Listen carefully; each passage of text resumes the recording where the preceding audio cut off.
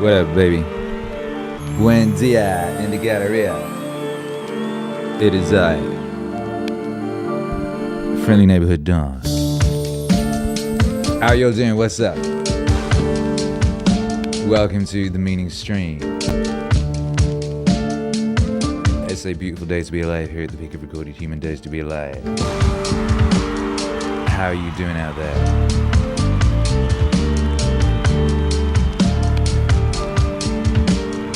Shout out to everybody locked in live. If you're on the replay and you want to get straight to the main event, there'll be a timestamp link in the description. Today we are doing one of our patented lo-fi live scores, adding to the lo-fi library.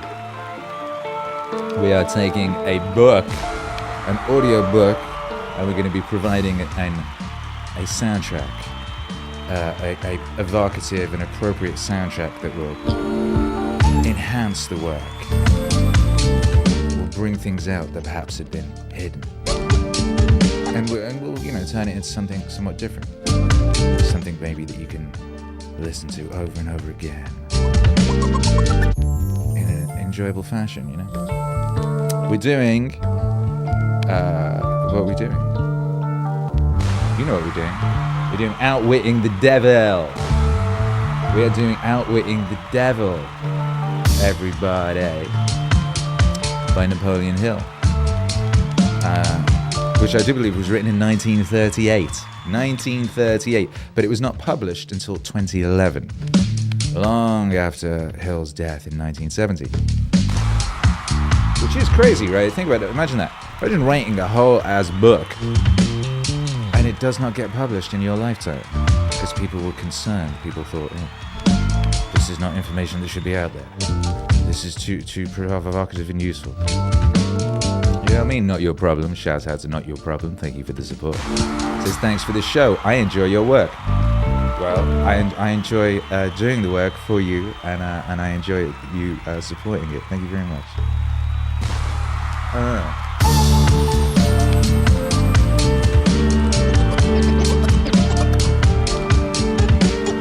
I don't know if any of you have read Outwitting the Devil or listened to it before. I have. It's great, and it's been on my list of things to do this with for a while. There's a great deal in it when I was reading it. Lots of notes, lots and lots and lots of notes, highlighted sections, so on and so forth.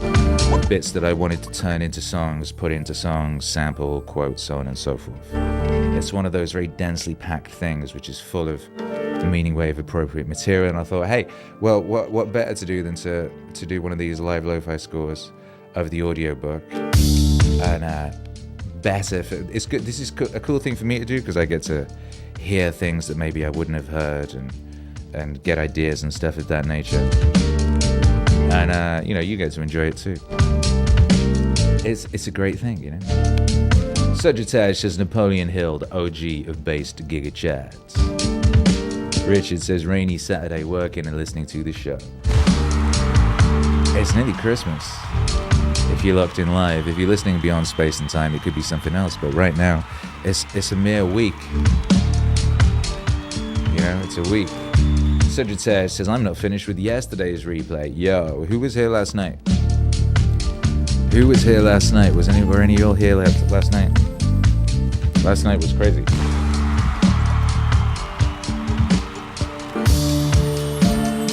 Went in last night. Last night was one of those ones. I let the spirit course through me last night. Yeah.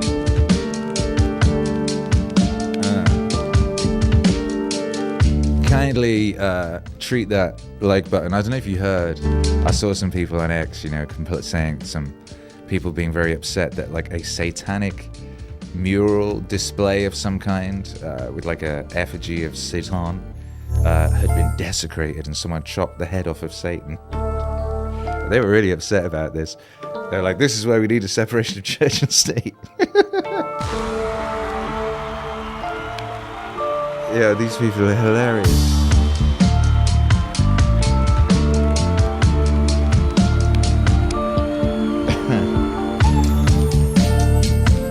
Richard says, last night was awesome. Mute Barbecue says, I was there. Robert Easy says, I was on last night.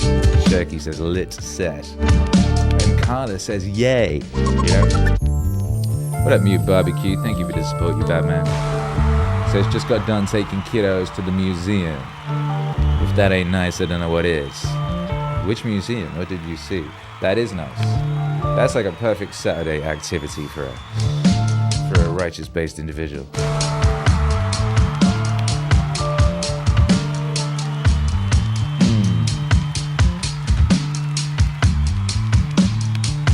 Why was I talking about that beheading?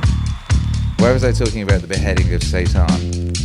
I can't remember. But they were upset about it. They were really upset that their Satan effigy got beheaded. They thought it was terrible. Like, that's what you're supposed to do to Satan effigies. You're supposed to behead them. The greatest trick the devil pulled was convincing man he didn't exist. Ye gods. Mute Barbecue was at the Museum of Appalachia. I don't know what that is.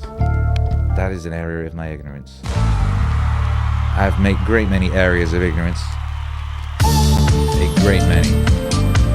Anyway, we're about to go in with this thing. It's going to be beautiful. Before we do it, we need to do our ritualistic situation, which is the international high five, where we have a high five that binds us together across space and time. In order to ascertain the international aspect of this, I need you to tell me where you are. Tell me where you are, and give me one word for how you would describe the devil. I'm in Mexico. My one word for the devil is cringe. Cringe. Yeah. Robert Easy says, was it the statue of Baphomet? I don't know, there's a lot of Baphomet around these days. You never used to hear about Baphomet. You hear about Baphomet all the time right now. Just, you know, says a lot about the times we're in. You know what I mean? I hear far too much about Baphomet these days.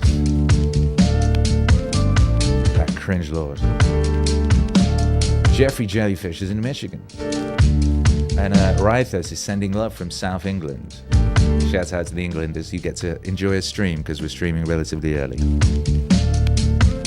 Hello, Meat Barbecue in the mountains, blessed. Danielle is in West Virginia, and Rythus with one word for the devil is unimpressive. Dan Champion, Nottingham, England, the devil is Nyar. Robert Easley, Bolingbrook, Illinois, sinister. Well, you know what Bell and Sebastian said, if you're feeling sinister, go off and see a minister. They'll try in vain to take away the pain of being a hopeless unbeliever.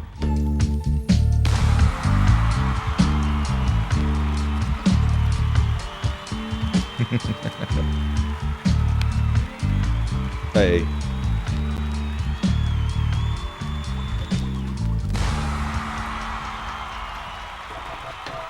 Where are we at? Dan Champion, Nottingham, England. The devil is here. Bolingbrook, Illinois, sinister. What was it? Cedric says is in the gym. His word for the devil is quit. Robert O'Day, Nantucket, Mass. I'm assuming Massachusetts.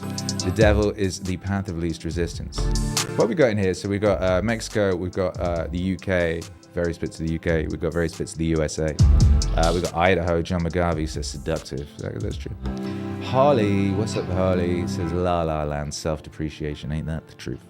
Shecky, California contained. Richard, Florida, scary. Jado in Birmingham, UK, where I used to live for a little while. It's in Birmingham, UK. If you're in Birmingham, UK, the devil is all around. Yeah, you know what I'm saying. Sagittarius, Damien Javier. Man's greatest lie is that the devil doesn't exist when man is the real devil. Speak for yourself. Speak for yourself. I only have half devil. Kylo Alpha Tango here in Michigan, Satan's ego. Running on Adventure says, thanks for gracing my afternoon with some meaning. Hey, anytime. Well, not anytime, this time. Kylo Alpha Tango, much love from the globe. Dynal Bureaucrats. Fucking A. Ain't that the triple truth roof? Running on Adventures in Ohio. And Robert O'Day is right on Cedric's house. I just fished a few sets. Shouts out to the sets. Carla is in NJ. It says, teacher, There is much to learn from the devil, Carla says. So this is true. Well, and we're about to learn a lot right now. We're about to learn a great deal from the devil, which is quite exciting. That's what's cool about this book. Lane Stewart, fashionably late. Let's go. Now you ride on time like Black Box in '89. Yes, you are. Ooh wee. International high five. Let's go. You know what to do. 3, 2, 1. High five. Cinco alto. Hey, hey, hey, hey. Woo. Swag, splash, sauce, drip. Hey, hold that. What the hell?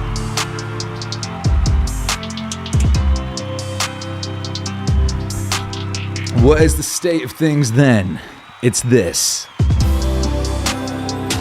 Ah, yeah, baby.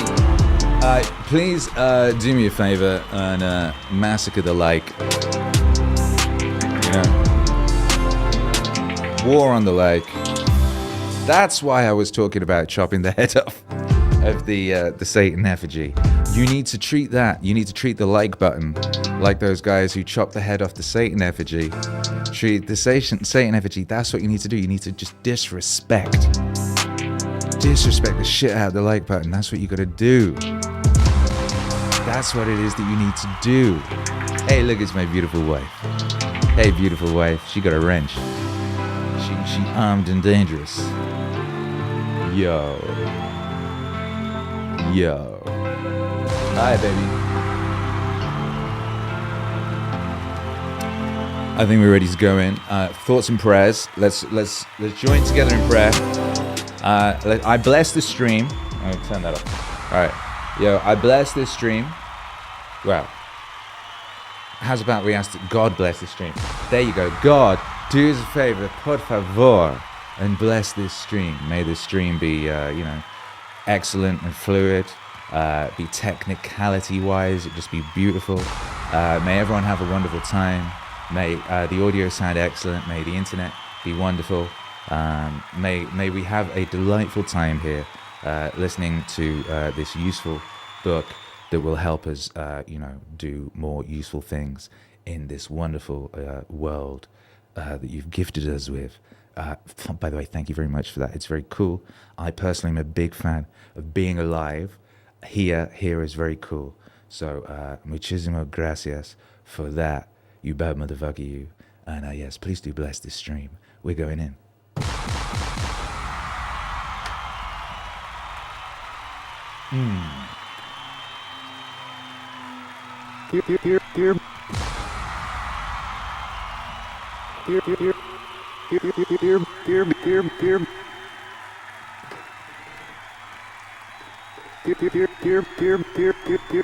Here begins the interview with the devil. I have uncovered the secret code by which I can pick up your thoughts. I have come to ask you some very plain questions. I demand that you give me direct and truthful answers.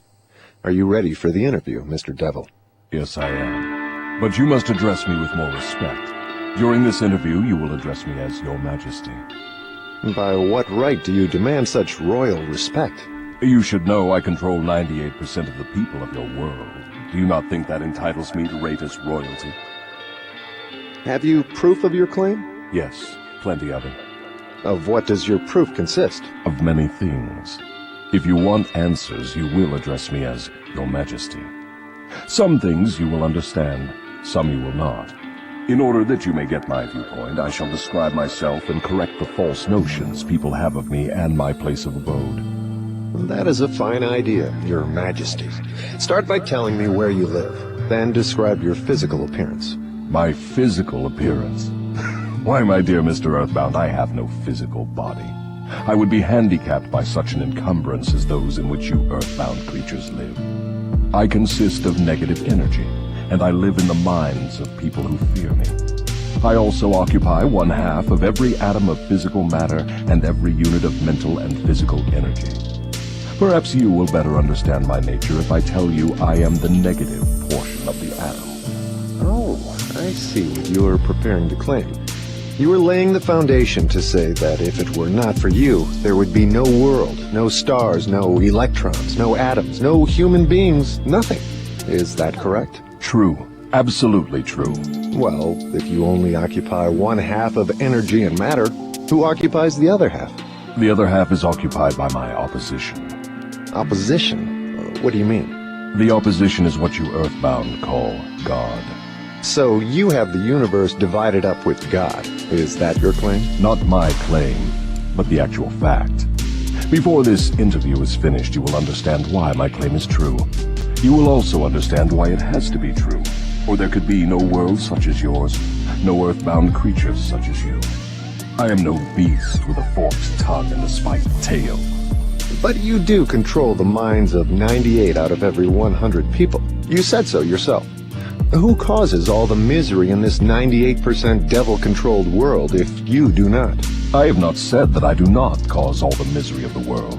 On the other hand, I boast of it. It is my business to represent the negative side of everything, including the thoughts of you earthbound people. How else could I control people? My opposition controls positive thought. I control negative thought. How do you gain control of the minds of people? Oh, that is easy. I merely move in and occupy the unused space of the human brain. I sow the seeds of negative thought in the minds of people so I can occupy and control the space. You must have many tricks and devices by which you gain and hold control of the human mind. To be sure, I employ tricks and devices to control human thought. My devices are clever ones, too. Go ahead and describe your clever tricks, Your Majesty. One of my cleverest devices for mind control is fear. I plant the seed of fear in the minds of people, and as these seeds germinate and grow, through use, I control the space they occupy. The 6 most effective fears are the fear of poverty, criticism, ill health, loss of love, old age, and death. Which of these 6 fears serves you most often, Your Majesty? The first and the last, poverty and death. At one time or another during life, I tighten my grip on all people through one or both of these. I plant these fears in the minds of people so deftly that they believe them to be their own creation. I accomplish this end by making people believe I am standing just beyond the entrance gate of the next life, waiting to claim them after death for eternal punishment. Of course, I cannot punish anyone, except in that person's own mind, through some form of fear. But fear of the thing which does not exist is just as useful to me as fear of that which does exist. All forms of fear extend the space I occupy in the human mind. Your Majesty, will you explain how you gained this control over human beings? The story is too long to be told in a few words. It began over 1 million years ago when the first man began to think. Up to that time, I had control over all mankind, but enemies of mine discovered the power of positive thought, placed it in the minds of men, and then began a battle on my part to remain in control. So far, I have done quite well by myself, having lost only 2% of the people to the opposition. I take it from your answer that men who think are your enemies. Is that right? It is not right, but it is correct. Tell me something more about the world in which you live. I live wherever I choose. Time and space do not exist for me. I am a force best described to you as energy. My favorite physical dwelling place, as I have told you, is in the minds of the earthbound. I control a part of the brain space of every human being. The amount of space I occupy in each individual's mind depends upon how little and what sort of thinking that person does. As I have told you, I cannot entirely control any person who thinks. You speak of your opposition. Just what do you mean by that? My opponent controls all the positive forces of the world, such as love, faith, hope, and optimism. My opponent also controls the positive factors of all natural law throughout the universe, the forces which keep the Earth and the planets and all the stars balanced in their courses. But these forces are meek in comparison with those which operate in the human mind under my control. You see, I do not seek to control stars and planets. I prefer the control of human minds. Where did you acquire your power, and by what means do you add to it? I add to my power by appropriating the mind power of the earthbound as they come through the gate at the time of death. 98 out of every 100 who come back to my plane from the Earth plane are taken over by me, and their mind power is added to my being. I get all who come over with any form of fear. You see, I am constantly at work, preparing the minds of people before death, so I can appropriate them when they come back to my plane. Will you tell me how you go about your job of preparing human minds so you can control them? I have countless ways of gaining control of human minds while they are still on the Earth plane. My greatest weapon is poverty. I deliberately discourage people from accumulating material wealth because poverty discourages men from thinking and makes them easy prey for me. My next best friend is ill health. An unhealthy body discourages thinking. Then I have countless thousands of workers on Earth who aid me in gaining control of human minds. I have these agents placed in every calling. They represent every race and creed, every religion. Who are your greatest enemies on Earth, Your Majesty? All who inspire people to think and act on their own initiative are my enemies. Such men as Socrates, Confucius, Voltaire, Emerson, Thomas Paine, and Abraham Lincoln. And you are not doing me any good either. Is it true that you use men who have great wealth? As I have already told you, poverty is always my friend because it discourages independence of thought and encourages fear in the minds of men. Some wealthy men serve my cause, while others do me great damage, depending on how the wealth is used. The great Rockefeller fortune, for example, is one of my worst enemies. That is interesting, Your Majesty. Will you tell me why you fear the Rockefeller fortune more than others? The Rockefeller money is being used to isolate and conquer diseases of the physical body in all parts of the world. Disease has always been one of my most effective weapons. The fear of ill health is second only to the fear of poverty. The Rockefeller money is uncovering new secrets of nature in 100 different directions, all of which are designed to help men take and keep possession of their own minds. It is encouraging new and better methods of feeding, clothing, and housing people. It is wiping out the slums in the large cities, the places where my favorite allies are found. It is financing campaigns for better government and helping to wipe out dishonesty in politics. It is helping to set higher standards in business practice and encouraging businessmen to conduct business by the golden rule. And that is not doing my cause any good. What about these boys and girls who are said to be on the road to hell? Are you in control of them? Well, I can answer that question only with yes and no. I have corrupted the minds of the young by teaching them to drink and smoke, but they have me baffled through their tendency to think for themselves. You say you have corrupted the minds of the young people with liquor and cigarettes. I can understand how liquor might destroy the power of independent thought, but do not see what cigarettes have to do with helping your cause. You may not know it, but cigarettes break down the power of persistence. They destroy the power of endurance. They destroy the ability to concentrate. They deaden and undermine the imaginative faculty, and help in other ways to keep people from using their minds most effectively. Do you know I have millions of people, young and old of both sexes, who smoke 2 packages of cigarettes a day? That means I have millions of people who are gradually destroying their power of resistance. One day I shall add to their habit of cigarette smoking other thought-destroying habits, until I shall have gained control of their minds. Habits come in pairs, triplets, and quadruplets. Any habit which weakens one's willpower invites a flock of its relatives to move in and take possession of the mind. The cigarette habit not only lowers the power of resistance and discourages persistence, but it invites looseness in other human relationships. I never thought that cigarettes were a tool of destruction, Your Majesty, but your explanation throws a different light on the subject. How many converts to the habit do you now claim? I am proud of my record. Millions are now victims, and the number is increasing daily. Soon I shall have most of the world indulging in the habit. In thousands of families, I now have followers of the habit, including every member of the family. Very young boys and girls are beginning to take up the habit. They are learning how to smoke by observing their parents and older brothers and sisters. Which do you consider to be your greater tool for gaining control of human minds? Cigarettes or liquor? Without hesitation, I would say cigarettes. Once I get a young person to join my 2-package-a-day club, I have no trouble in inducing that person to take on the habit of liquor, overindulgence of sex, and all other related habits which destroy independence of thought and action. Your Majesty, when I began this interview, I had you all wrong. I thought you were a fraud and a fake, but I see now that you are quite real and very powerful. Your apology is accepted, but you need not have bothered. Millions of people have questioned my power, and I got most of them at the gate as they came over. I ask no person to believe in me. I prefer that people fear me. I am no beggar. I take what I want by cleverness and force.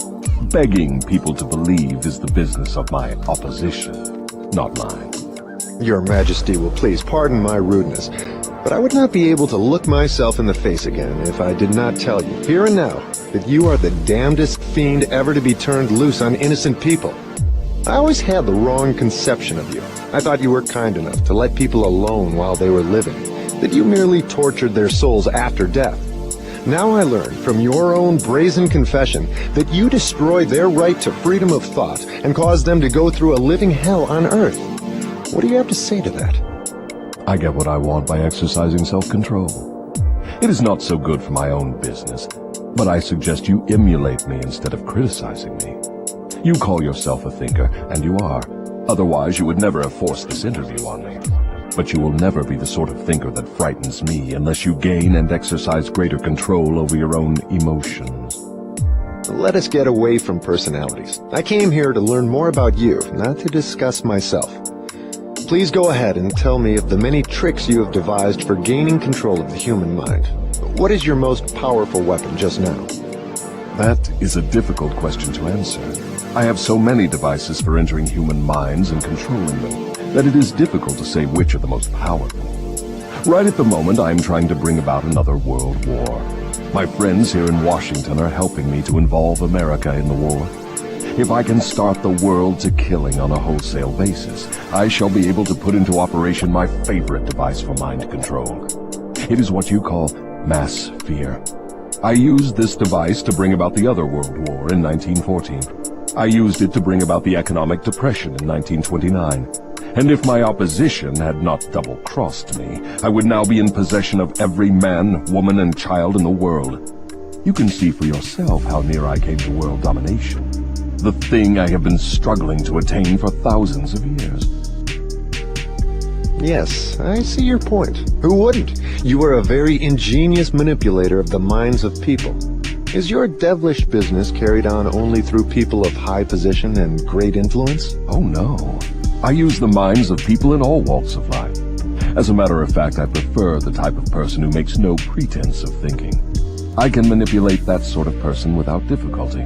I could not control 98% of the people of the world if all people were skilled in thinking for themselves. I'm interested in the welfare of those people whom you claim to control. Therefore, I wish you to tell me all of the tricks by which you enter and control their minds. I want a complete confession from you, so begin with your cleverest trick. This is suicide you are forcing on me, but I am helpless. So settle down and I will place in your hands the weapon by which millions of your fellow Earthbound will defend themselves against me. Tell me first about your most clever trick, the one you use to ensnare the greatest number of people. If you force me to give away this secret, it will mean my loss of millions of people now living, and still greater numbers of millions as yet unborn. I beg of you, permit me to pass this one question unanswered. So His Majesty the Devil fears a mere humble earthbound creature? Is that right? It is not right, but it is true. You have no right to rob me of my most necessary tool of trade. For millions of years I have dominated earthbound creatures through fear and ignorance. Now you come along and would destroy my use of these weapons by forcing me to tell how I use them. Do you not realize that you will break my grip on every person who heeds this confession you are forcing from me? Have you no mercy?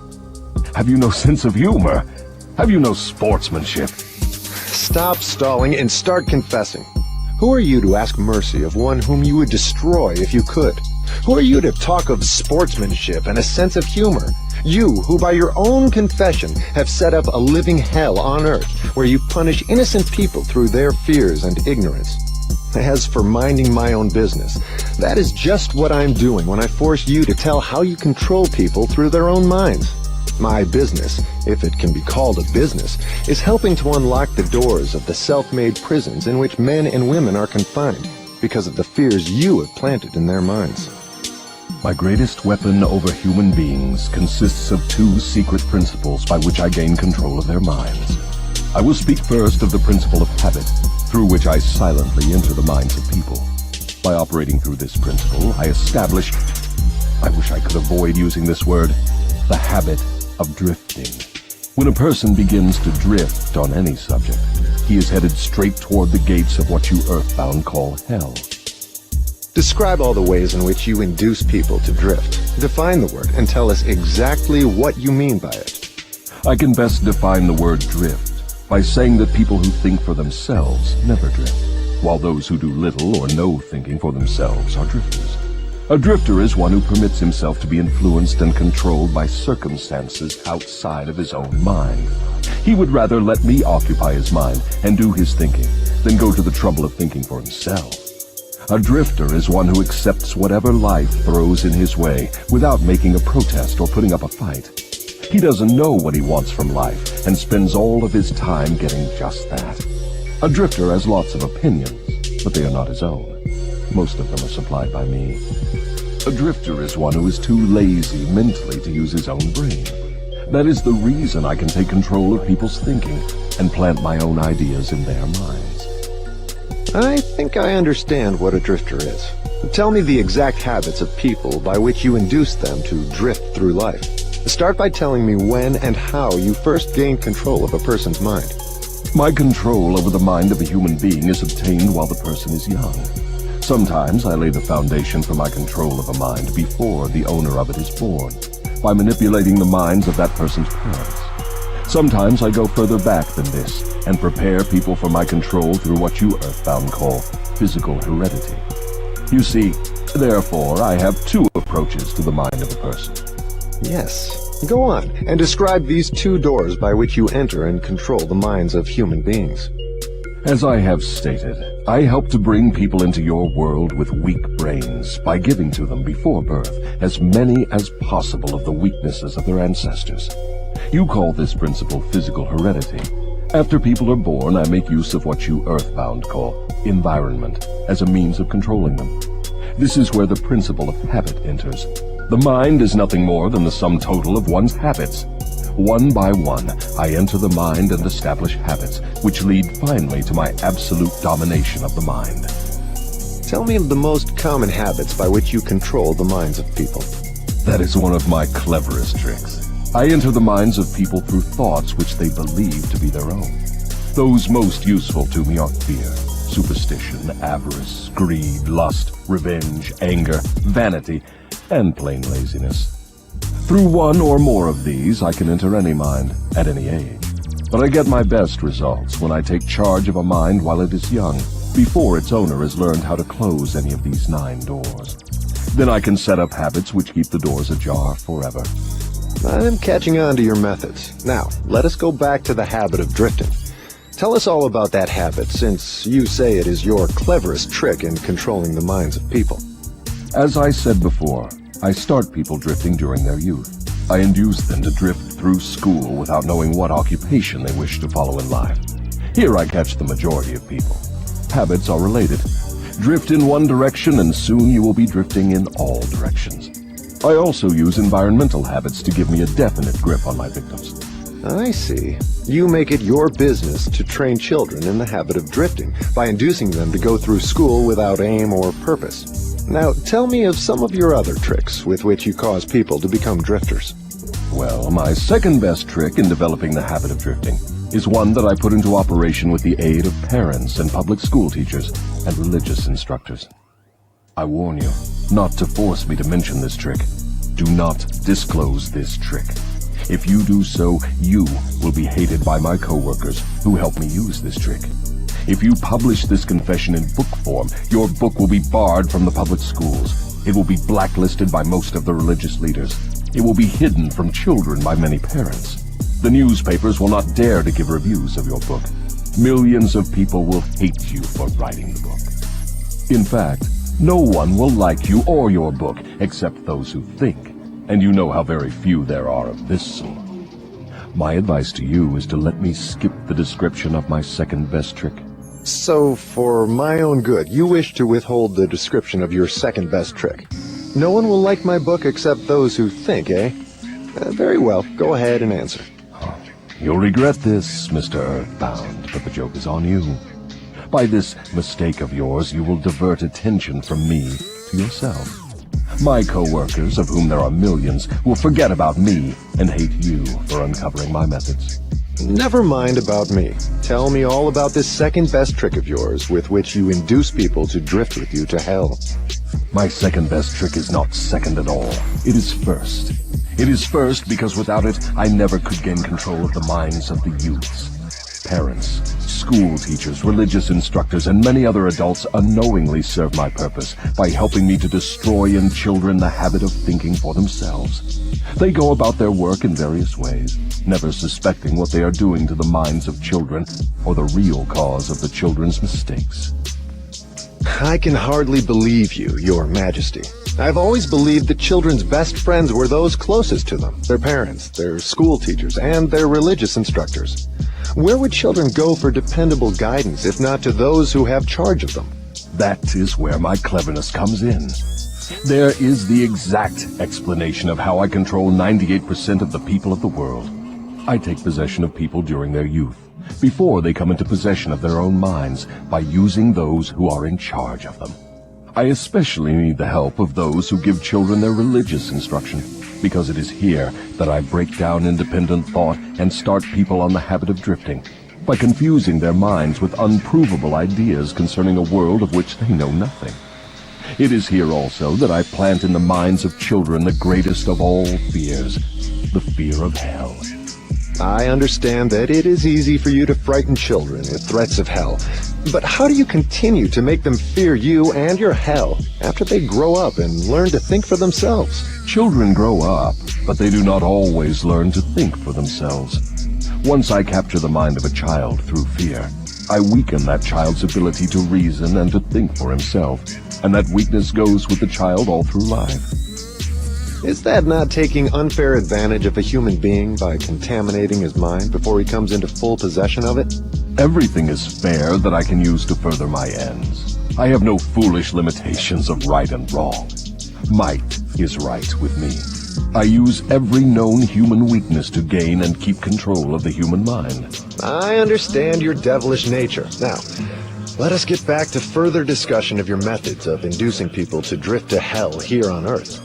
From your confession, I see that you take charge of children while their minds are young and pliable. Tell me more of how you use parents, teachers, and religious leaders to ensnare people into drifting. One of my favorite tricks is to coordinate the efforts of parents and religious instructors, so they work together in helping me to destroy the children's power to think for themselves. I use many religious instructors to undermine the courage and power of independent thought of children by teaching them to fear me. But I use parents to aid the religious leaders in this great work of mine. How do parents help religious leaders destroy their children's power to think for themselves? I never heard of such a monstrosity. I accomplish this through a very clever trick. I cause the parents to teach their children to believe as the parents do in connection with religion, politics, marriage, and other important subjects. In this way, as you can see, when I gain control of the mind of a person, I can easily perpetuate the control by causing that person to help me fasten it upon the minds of his offspring. In what other ways do you use parents to convert children into drifters? I cause children to become drifters by following the example of their parents, most of whom I have already taken over and bound eternally to my cause. In some parts of the world, I gain mastery over children's minds and subdue their willpower in exactly the same way that men break and subdue animals of lower intelligence. It makes no difference to me how a child's will is subdued, as long as it fears something. I will enter its mind through that fear and limit the child's power to think independently. It seems that you go out of your way to keep people from thinking. Yes, accurate thought is death to me. I cannot exist in the minds of those who think accurately. I do not mind people thinking, as long as they think in terms of fear, discouragement, hopelessness, and destructiveness. When they begin to think in constructive terms of faith, courage, hope, and definiteness of purpose, they immediately become allies of my opposition, and are therefore lost to me. I'm beginning to understand how you gain control of the minds of children through the help of their parents and religious instructors, but I do not see how the school teachers help you in this damnable work. School teachers help me gain control of the minds of children, not so much by what they teach the children, as because of what they do not teach them.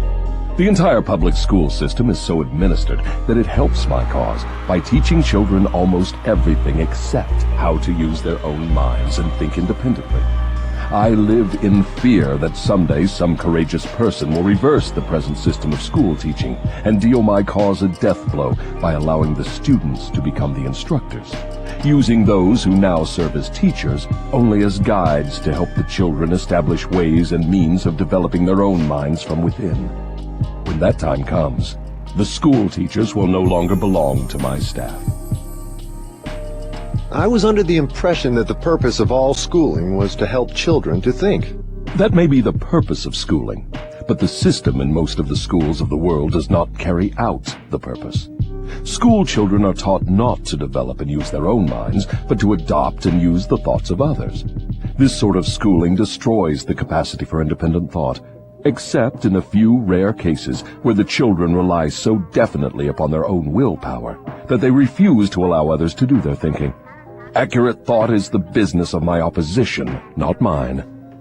What relationship, if any, has your opposition with the homes, the churches, and the schools? Your reply to this question should be interesting. Here is where I make use of some more of my clever tricks. I cause it to appear that everything done by the parents, the school teachers, and the religious instructors is being done by my opposition. This diverts attention from me, while I manipulate the minds of the young.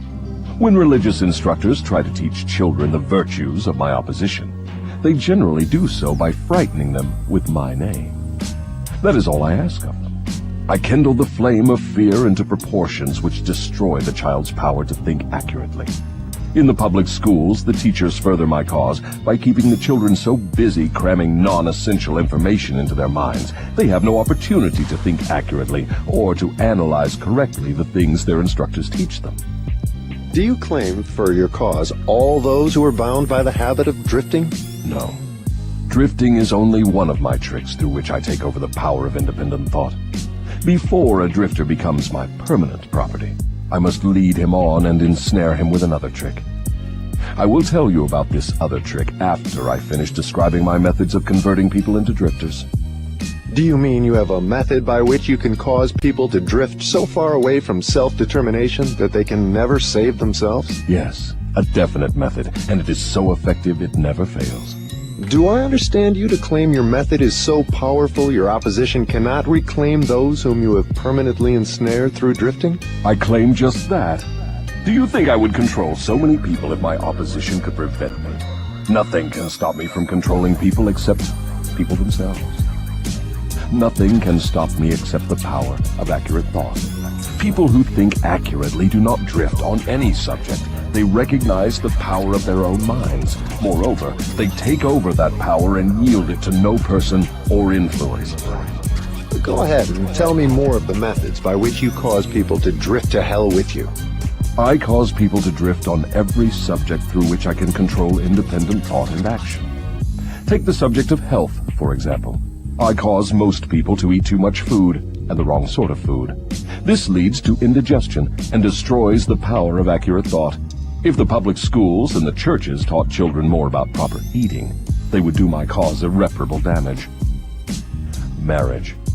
I cause men and women to drift into marriage without plan or purpose designed to convert the relationship into harmony.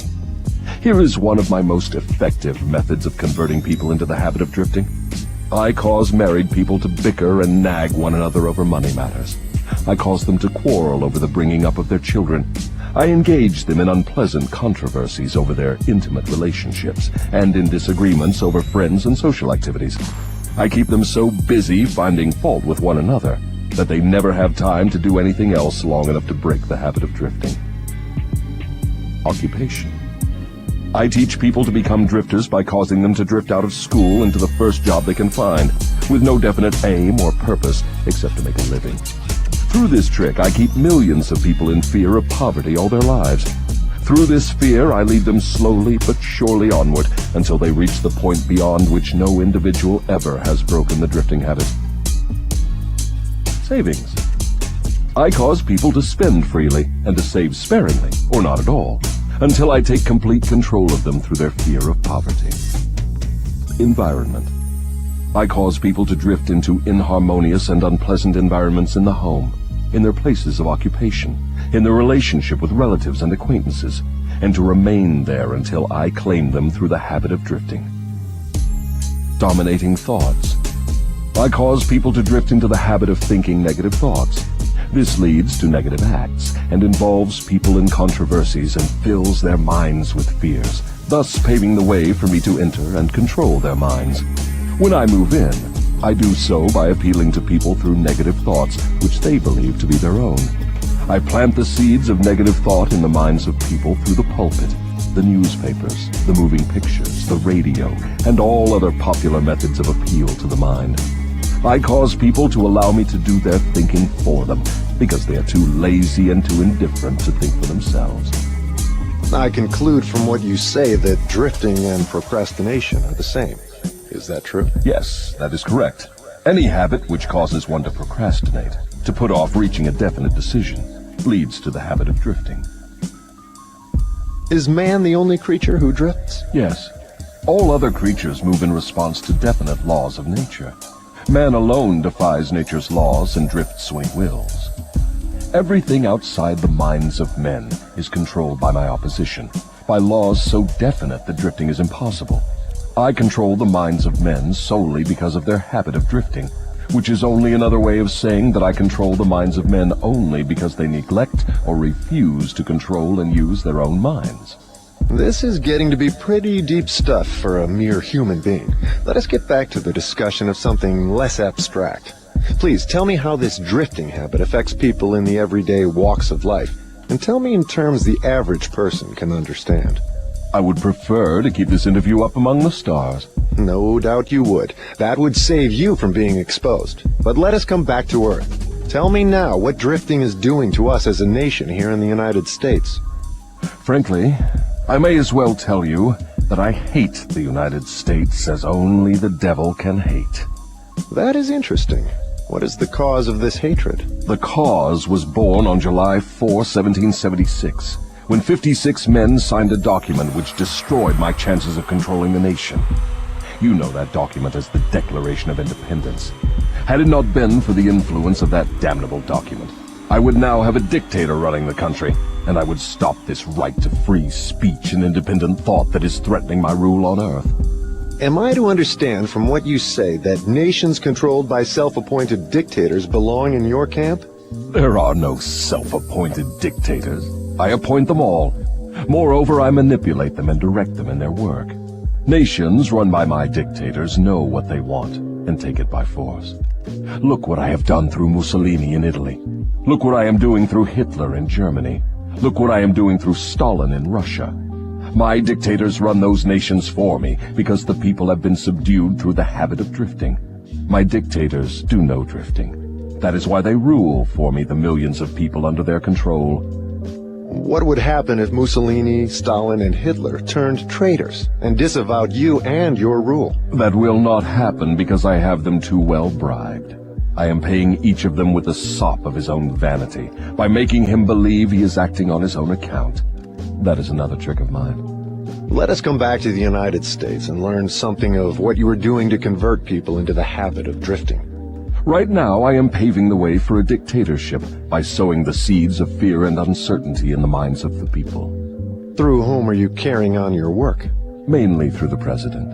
I am destroying his influence with the people by causing him to drift on the question of a working agreement between employers and their employees. If I can induce him to drift for another year, he will be so thoroughly discredited I can hand over the country to a dictator. If the president continues to drift, I will paralyze personal freedom in the United States, just as I destroyed it in Spain, Italy, Germany, and England. What you say leads me to the conclusion that drifting is a weakness which inevitably ends in failure, whether among individuals or nations. Is that your claim? Drifting is the most common cause of failure in every walk of life. I can control anyone whom I can induce to form the habit of drifting on any subject. The reason for this is twofold. First, the drifter is just so much putty in my hands, to be molded into whatever pattern I choose, because drifting destroys the power of individual initiative. Second, the drifter cannot get help from my opposition, because the opposition is not attracted to anything so soft and useless. Is that why a few people are wealthy while the majority of people are poor? That is exactly the reason.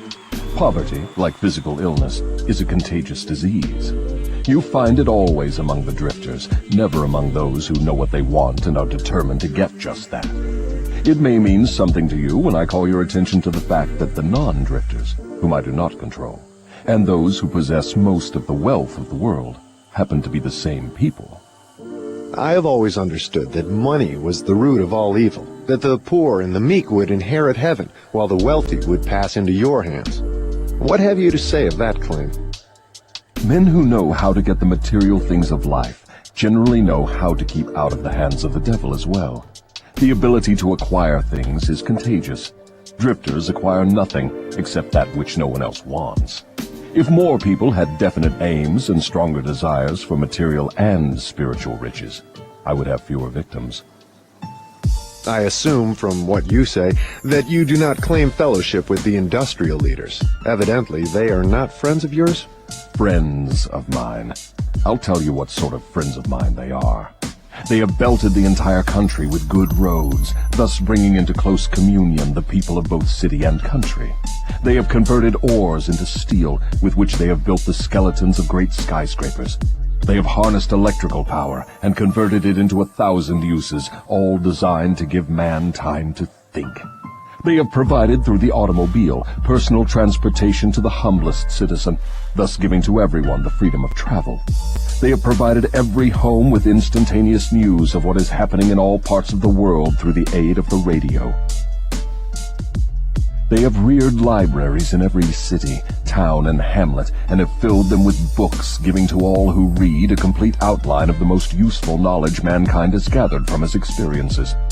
They have given the humblest citizen the right to express his own opinion on any subject, at any time, anywhere, without fear of molestation. And they have seen to it that every citizen may help make his own laws, levy his own taxes, and manage his own country through the ballot. These are but some of the things the industrial leaders have done to give every citizen the privilege of becoming a non-drifter. Do you think these men have helped my cause? Who are some of the present-day non-drifters over whom you have no control?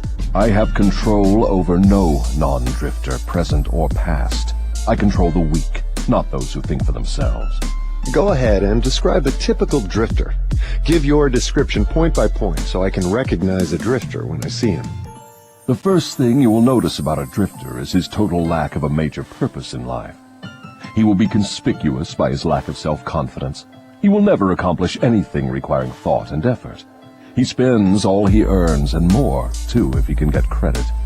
He will be sick or ailing from some real or imaginary cause, and calling to high heaven if he suffers the least physical pain. He will have little or no imagination. He will lack enthusiasm and initiative to begin anything he is not forced to undertake. And he will plainly express his weakness by taking the line of least resistance whenever he can do so. He will be ill-tempered and lacking in control over his emotions. His personality will be without magnetism, and it will not attract other people. He will have opinions on everything but accurate knowledge of nothing. He may be jack of all trades, but good at none. He will neglect to cooperate with those around him, even those on whom he must depend for food and shelter. He will make the same mistake over and over again, never profiting by failure. He will be narrow-minded and intolerant on all subjects, ready to crucify those who may disagree with him. He will expect everything of others, but be willing to give little or nothing in return. He may begin many things, but he will complete nothing. He will be loud in his condemnation of his government, but he will never tell you definitely how it can be improved. He will never reach decisions on anything if he can avoid it, and if he is forced to decide, he will reverse himself at the first opportunity. He will eat too much and exercise too little. He will take a drink of liquor if someone else will pay for it. He will gamble if he can do it on the cuff. He will criticize others who are succeeding in their chosen calling. In brief, the drifter will work harder to get out of thinking than most others work in earning a good living. He will tell a lie rather than admit his ignorance on any subject. If he works for others, he will criticize them to their backs and flatter them to their faces. You have given me a graphic description of the drifter. Please now describe the non-drifter so that I may recognize him on sight. The first sign of a non-drifter is this. He is always engaged in doing something definite, through some well-organized plan which is definite. He has a major goal in life toward which he is always working, and many minor goals, all of which lead toward his central scheme. The tone of his voice, the quickness of his step, the sparkle in his eyes, the quickness of his decisions clearly mark him as a person who knows exactly what he wants and is determined to get it, no matter how long it may take, or what price he must pay. If you ask him questions, he gives you direct answers and never falls back on evasions or resorts to subterfuge. He extends many favors to others, but accepts favors sparingly, or not at all. He will be found up front, whether he is playing a game or fighting a war. If he does not know the answers, he will say so, frankly. He has a good memory, never offers an alibi for his shortcomings. He never blames others for his mistakes, no matter if they deserve the blame. He used to be known as a go-getter, but in modern times he is called a go-giver. You will find him running the biggest business in town, living on the best street, driving the best automobile, and making his presence felt wherever he happens to be. He is an inspiration to all who come into contact with his mind. The major distinguishing feature of the non-drifter is this. He has a mind of his own and uses it for all purposes. Is the non-drifter born with some mental, physical, or spiritual advantage not available to the drifter? No. The major difference between the drifter and the non-drifter is something equally available to both. It is simply the prerogative right of each to use his own mind and think for himself. What brief message would you send to the typical drifter if you wished to cure him of this evil habit? I would admonish him to wake up and give. Give what? Some form of service useful to as many people as possible. So the non-drifter is supposed to give, is he? Yes, if he expects to get, and he must give before he gets. Some people doubt that you exist. I wouldn't worry about that if I were you. Those who are ready to be converted from the habit of drifting will recognize the authenticity of this interview by its soundness of counsel. The others are not worth the trouble it would take to convert them. Why do you not try to stop me from publishing this confession I'm wringing from you? Because that would be the surest of all ways to guarantee you will publish it. I have a better plan than trying to suppress publication of my confession. I will urge you to go ahead with the publication, then sit back and watch you suffer when some of my faithful drifters begin to make things hot for you. I will not need to deny your story. My followers will do that for me. See if they don't.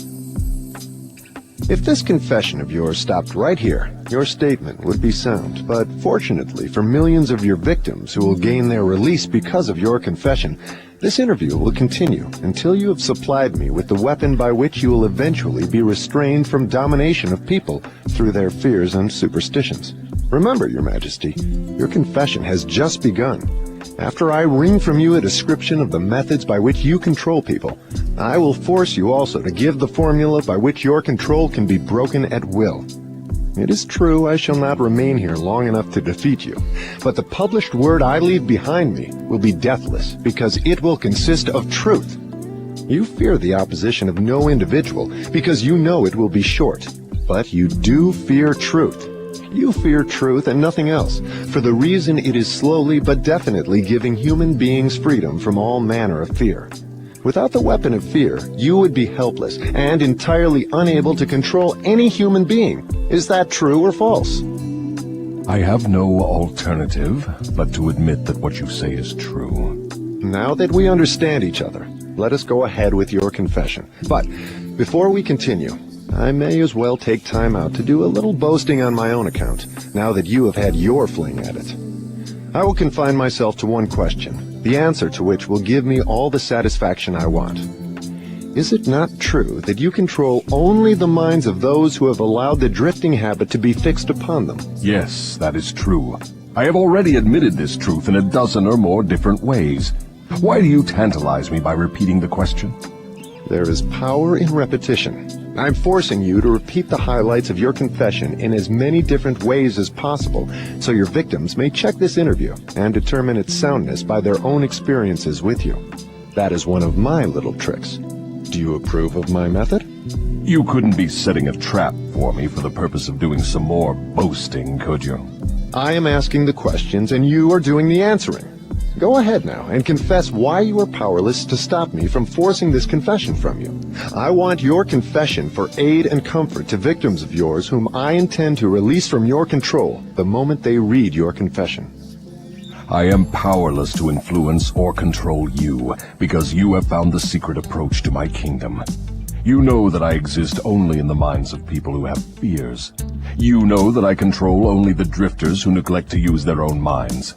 You know that my hell is here on Earth and not in the world that comes after death. And you know also that drifters supply all the fire I use in my hell. You know that I am a principle or form of energy which expresses the negative side of matter and energy, and that I am not a person with a forked tongue and a spiked tail. You have become my master because you have mastered all your fears. Lastly, you know that you can release all of my earthbound victims whom you contact, and this definite knowledge is the blow with which you will deal me the greatest damage. I cannot control you because you have discovered your own mind, and you have taken charge of it. There now, Mr. Earthbound, that confession should feed your vanity to the bursting point. That last dart was unnecessary. Knowledge of the sort I have used to master you does not contaminate itself with vulgar indulgence and vanity. Truth is the one and only thing in the world that can stand ridicule. Now let us continue with your confession. What is wrong with the principle of flattery? You use it, do you not? Do I use it? Man alive, flattery is one of my most useful weapons. With this deadly instrument I slay the big ones and the little ones. Your admission interests me. Go ahead now and tell me how you make use of flattery. I make use of it in so many ways it is difficult to know where to begin. I warn you, before I answer in detail, that publishing my answers will bring down an avalanche of ridicule on your head for bringing up the question. I'll take the responsibility. Proceed. Well, I may as well here admit that you have stumbled onto the major secret of how I convert people to the habit of drifting. That is a startling admission. Go ahead with your confession, and stick strictly to this subject of flattery. No more side remarks and no more facetiousness for the present. Tell me all about your use of flattery in gaining control over people. Flattery is a bait of incomparable value to all who wish to gain control over others. It has powerful pulling qualities because it operates through two of the most common human weaknesses, vanity and egotism. There is a certain amount of vanity and egotism in everyone. In some people, these qualities are so pronounced, they literally serve as a rope by which one may be bound. The best of all ropes is flattery. Flattery is the chief bait through which men seduce women. Sometimes, in fact, frequently, women use the same bait to gain control of men, especially men who cannot be mastered through sex appeal. I teach its use to both men and women. Flattery is the chief bait with which my agents weave their way into the confidence of people from whom they procure information needed to carry on warfare. Wherever anyone stops to feed his vanity on flattery, I move in and begin to build another drifter. Non-drifters are not easily flattered. I inspire people to use flattery in every human relationship where its use is possible, because those who are influenced by it become easy victims of the drifting habit. Can you control anyone who is amenable to flattery? Very easily. As I have already told you, flattery is of major importance in alluring people into the habit of drifting. At what age are people most susceptible to flattery? Age has nothing to do with one's susceptibility to flattery. People respond to it in one way or another from the time they become conscious of their own existence until they die.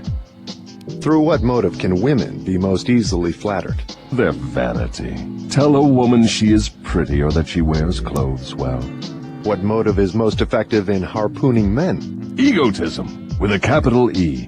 Tell a man he has a strong Herculean body or that he is a great business tycoon, and he will purr like a cat and smile like an opossum. After that, you know what happens. Are all men like that? Oh no. 2 out of every 100 have their egotism so thoroughly under control that even an expert flatterer couldn't get under their skins with a double-edged butcher knife. How does a cunning woman apply her art of flattery in attracting men? Great heavens, man, do I have to draw a picture of her method for you? Have you no imagination? Oh yes, I have imagination enough, Your Majesty. But I'm thinking of the poor dupes of the world who need to understand the exact technique with which they may be flattered into the habit of drifting. Go on and tell us how a woman can harpoon rich and presumably smart men. This is a devilish trick to play on women. But since you demand the information, I am helpless to withhold it. Women influence men through a technique consisting first of ability to inject soft, cooing baby tones into their voices, and second, by closing their eyes into a half-closed position which registers hypnotism in connection with the flattery of men. Is that all there is to the business of flattery? No, that is only the technique. Then comes the motive a woman uses as a lure. The type of woman you perhaps have in mind never sells a man herself or anything she can give him. Instead, she sells him his own egotism. Is that all that women use when they wish to flatter men? That is the most effective thing they use. It works when sex appeal fails. So, I am to believe that big, strong, smart men can be wound up and manipulated through flattery, just as if they were so much putty? Is that possible? Is it possible? It is happening every minute of the day. Moreover, unless they are non-drifters, the bigger they come, the harder they fall when the expert flatterer moves in on them. And tell me of some of your other tricks with which you cause people to drift in life. One of my most effective devices is failure. The majority of people begin to drift as soon as they meet with opposition, and not 1 out of 10,000 will keep on trying after failing 2 or 3 times. So it is your business to induce people to fail whenever you can. Is that correct? You have it right. Failure breaks down one's morale, destroys self-confidence, subdues enthusiasm, dulls imagination, and drives away definiteness of purpose.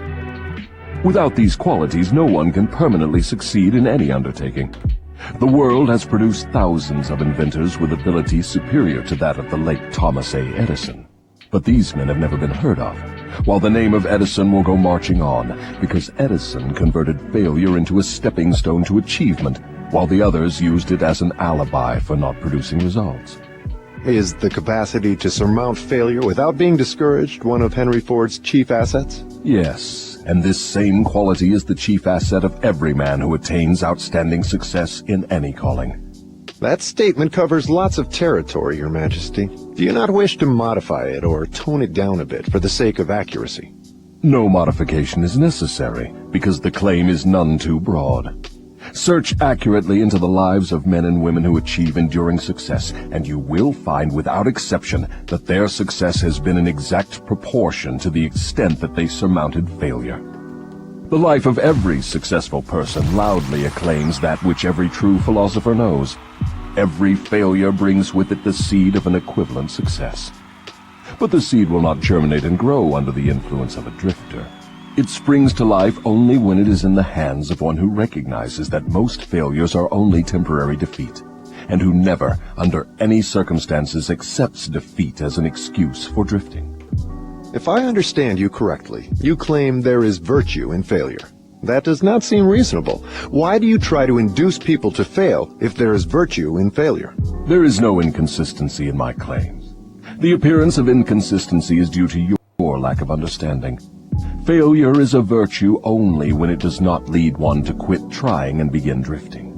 I induce as many people as I can to fail as often as possible, for the reason that not 1 out of 10,000 will keep on trying after failing 2 or 3 times. I am not concerned about the few who convert failures into stepping stones, because they belong to my opposition anyway.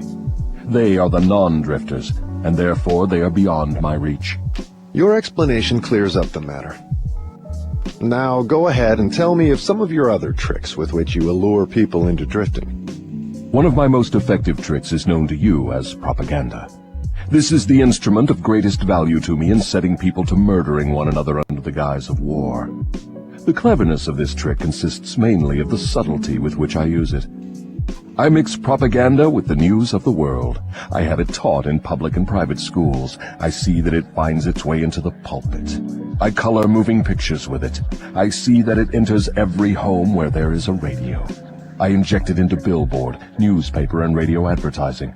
I spread it in every place of business where people work. I use it to fill the divorce courts, and I make it serve to destroy business and industry. It is my chief instrument for starting runs on banks. My propagandists cover the world so thoroughly that I can start epidemics of disease, turn loose the dogs of war, or throw business into a panic at will. If you can do all that you claim with propaganda, it is little wonder that we have wars and business depressions. Give me a simple description of what you mean by the term propaganda. Just what is it, and how does it work? I wish to know particularly how you cause people to drift through the use of this devilish device.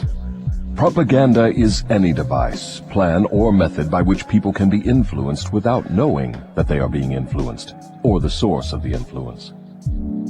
Propaganda is used in business for the purpose of discouraging competition. Employers use it to gain advantage over their employees. The employees retaliate by using it to gain advantage over their employers. In fact, it is used so universally and through such a smooth and beautiful streamlined technique that it looks harmless even when it is detected. I suppose some of your boys are now engaged in preparing the minds of the American people to drift into some form of dictatorship. Tell me how they work. Yes.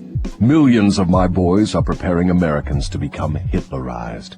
My best boys are working through politics and labor organization. We intend to take over the country with ballots instead of bullets. Americans are so sensitive they would never stand the shock of seeing their former government changed with the aid of machine guns and tank cars. So our propaganda boys are serving them a diet they will swallow by stirring up strife between employers and employees and turning the government against business and industry. When propaganda has done its work thoroughly, one of my boys will move in as dictator, and the 9 old men on your Supreme Court with their silly notions of the Constitution will move out. Everyone will be given a job or fed from the government treasury. When men's bellies are filled, they drift freely with one who does the filling. Hungry men get out from under control. I have often wondered who invented the clever trick which you call propaganda. From what you tell me of its source and nature, I understand why it is so deadly. Only one as clever as your Majesty could have invented such a device with which to dull the reason, dethrone the will, and lure men into drifting. Why do you not use your powerful propaganda to gain control of your victims, instead of subduing them through fear and annihilating them through warfare? What is fear of the devil except propaganda? You have not observed my technique very carefully, or you would have seen that I am the world's greatest propagandist. I never attain an end by direct, open means, which I can achieve through subterfuge and subtlety. What do you suppose I am using when I plant negative ideas in the minds of men, and gain control of them through what they believe to be their own ideas? What would you call that, except the cleverest of all forms of propaganda? Surely you are not going to tell me that you destroy people through their own help without their realizing what you are doing. That is exactly what I wish you to understand. Moreover, I will show you exactly how the trick is performed. Now we are getting somewhere. Exactly how do you convert human beings into propagandists and lure them into self-imprisonment? Give me the story with all its lurid details. This is the most important part of your confession, and I'm consumed with eagerness to gain control of your secret. I can hardly blame you for stalling about answering my question, because you know so well that your answer will snatch millions of innocent victims from your control. You also know that your answer will protect other countless millions of yet unborn people from being victimized by you. It is little wonder you are hedging about answering. Your deductions are correct. This part of my confession will do me more damage than all the remainder of it. Stating your headache in a better way, this part of your confession will save more millions of people from your control than all the remainder of it. All I can say is that you have me in a hell of a situation. Now you shall know how the millions of your victims feel. Let's have it. I make my first entry into an individual's mind by bribing him. What do you use as a bribe? I use many things, all of them pleasant things the individual covets.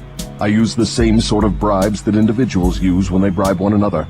That is, I use for bribes the things people most want. My best bribes are these: love, the thirst for sex expression, covetousness for money, the obsessive desire to gain something for nothing, gambling, vanity in women, egotism in men, desire to be the master of others, desire for intoxicants and narcotics, desire for self-expression through words and deeds, desire to imitate others, desire for the perpetuation of life after death, desire to be a hero or heroine, desire for physical food. That is an imposing list of bribes, Your Majesty. Do you use others? Yes, plenty of them, but these are my favorites. Through some combination of them, I can enter the mind of any human being at will at any age from birth until death. You mean that these bribes are the keys with which you can silently unlock the door to any mind you choose? That is exactly what I mean, and I can do it too. What happens when you enter the mind of a person who is not yet in the habit of drifting, but belongs in the 98% class as a potential drifter? I go to work immediately to occupy as much of that person's mind as I can master. If the individual's greatest weakness is the desire for money, I begin to dangle coins before him, figuratively speaking. I intensify his desire and induce him to go after money. Then when he gets near it, I snatch it away from him. This is an old trick of mine. After the trick has been repeated a few times, the poor fellow gives in and quits. Then I take over a little more space in his mind and fill it with the fear of poverty. That is one of my best mind fillers. Yes, I admit your method is very clever, but what happens if the victim fools you and gets his hands on a lot of money? You don't fill his mind with the fear of poverty then, do you? No, I don't. I take over the space by filling it with something which serves my purpose just as well. If the victim converts his desire for money into large sums, I start overfeeding him with the things he can buy with it. For example, I cause him to stuff himself with rich foods. This slows down his thinking capacity, endangers his heart, and starts him on the road to drifting. Then I pester him with intestinal poisoning through the surplus food he eats. That also slows down his thinking and gives him a nasty disposition. What if the victim is not a glutton? What other follies can you induce him to pick up that lead to drifting? If the victim is a male, I can usually snare him through his sex appetite. Overindulgence in sex starts more into drifting toward failure than all other causes combined. So food and sex are two of your surefire baits, is that correct? Yes. With these two lures, I can take over a majority of my victims. And then there is the desire for money. I'm beginning to think that wealth is more dangerous than poverty, if your story is to be believed. That altogether depends on who has the wealth and how it was acquired. What has the manner in which money is acquired to do with its being a blessing or a curse? Everything. If you don't believe me, take a look at those who acquire a large amount of money quickly, without time to get wisdom along with it, and observe how they use it. Why do you suppose rich men's sons seldom equal the achievements of their fathers? I'll tell you why. It is because they have been deprived of the self-discipline which comes from being forced to work. Look into the records of moving picture stars or athletes who suddenly find themselves in possession of big money and hero worship and praise from the public. Observe how quickly I move in and take them over in many cases, mainly through sex, gambling, food, and liquor. With these, I catch and control the biggest and the best of people as soon as they get their hands on big money. What about those who acquire money slowly, by rendering some form of useful service? Are they easily snared too? Oh, I get them all right, but I generally have to change my bait. Some of them want one thing and others want something else. Where my purpose is best served, I see to it that they get what they want most, but I manage to wrap in the package something they don't want. The thing I give them is the definite thing that makes them drifters. Do you see how I work? And very clever work it is. You lure people on through their natural desires, but you slip your deadly poison into the object of those desires wherever you can. Now you are catching on. You see, I play both ends against the middle, so to speak. From all you say, I infer that you cannot induce a non-drifter to help you gain control of his mind by baiting him with your bribes. Is that correct? That is exactly correct. I can, and I do, interest non-drifters in my bribes, because I use for the purpose of bribery the things all people naturally desire. But the non-drifter resembles a fish that steals the bait from your hook, but refuses to take the hook. The non-drifter takes from life whatever he wants, but he takes it on his own terms. The drifter takes whatever he can get, but he takes what he gets on my terms. Stating the matter in another way, the non-drifter borrows money from a legitimate banker if he wants it, and pays a legitimate rate of interest. The drifter goes to the pawn shop, hawks his watch, and pays a suicidal rate of interest for his loan. So I draw from your claims the conclusion that your hand is mixed up somehow in all of people's troubles and miseries, even though your presence may not be visible. My unwilling workers are often my best workers. You see, my unwilling workers are those whom I cannot control with some combination of bribes. People whom I have to master by fear or through some form of misfortune. They do not wish to serve me, but they cannot avoid it because they are eternally bound to me by the habit of drifting. Now I'm beginning to better understand your technique. You bribe your victims through their natural desires and lead them astray while you induce them to become drifters if they respond to your lure. If they refuse to respond, you plant the seed of fear in their minds or trap them through some form of misfortune and hogtie them while they are down. Is that your method? That is exactly the way I work. Clever, don't you think? Which do you prefer to serve as your propagandists, the young or the old? The young, of course. They can be influenced by most bribes more easily than people of mature judgment. Moreover, they have longer to remain in my service. Your Majesty has given me a clear description of drifting. Tell me what must be done to ensure against the habit of drifting. I want a complete formula that anyone can use. Protection against drifting lies within easy reach of every human being who has a normal body and a sound mind. The self-defense can be applied through these simple methods. 1. Do your own thinking on all occasions. The fact that human beings are given complete control over nothing save the power to think their own thoughts is laden with significance. 2. Decide definitely what you want from life, then create a plan for attaining it, and be willing to sacrifice everything else if necessary, rather than accept permanent defeat. 3. Analyze temporary defeat, no matter of what nature or cause, and extract from it the seed of an equivalent advantage. 4. Be willing to render useful service equivalent to the value of all material things you demand of life, and render the service first.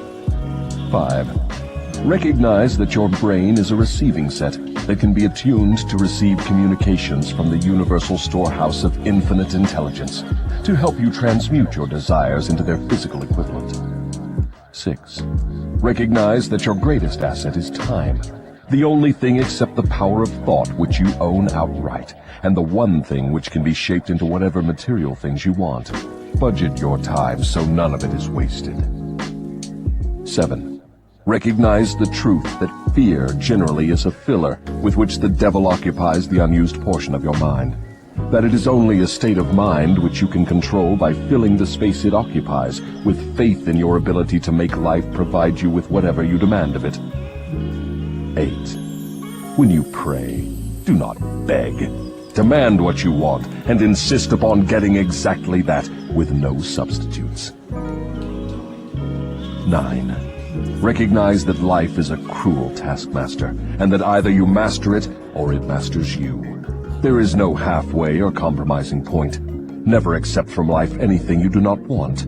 If that which you do not want is temporarily forced upon you, you can refuse in your own mind to accept it, and it will make way for the thing you do want. 10. Lastly, remember that your dominating thoughts attract, through a definite law of nature, by the shortest and most convenient route, their physical counterpart. Be careful what thoughts you dwell upon. That list looks imposing. Give me a simple formula, combining all the 10 points. If you had to combine all 10 in one, what would it be? Be definite in everything you do and never leave unfinished thoughts in the mind. Form the habit of reaching definite decisions on all subjects. Can the habit of drifting be broken, or does it become permanent once it has been formed? The habit can be broken if the victim has enough willpower, providing it is done in time. There is a point beyond which the habit can never be broken. Beyond that point, the victim is mine. He resembles a fly that has been caught in a spider's web. He may struggle, but he cannot get out. Each move he makes entangles him more securely. The web in which I entangle my victims permanently is a law of nature not yet isolated by or understood by men of science. What is this mysterious law through which you take permanent control of people's bodies, even before you take over their souls? The whole world will want to know more about this law and how it operates. It will be hard to describe the law so you will understand it, but you may call it hypnotic rhythm. It is the same law through which people can be hypnotized. So you have the power to use the laws of nature as a web in which you bind your victims in eternal control. Is that your claim? That is not only my claim, it is the truth. I take over their minds and bodies even before they die whenever I can lure them or frighten them into hypnotic rhythm. What is hypnotic rhythm? How do you use it to gain permanent mastery over human beings?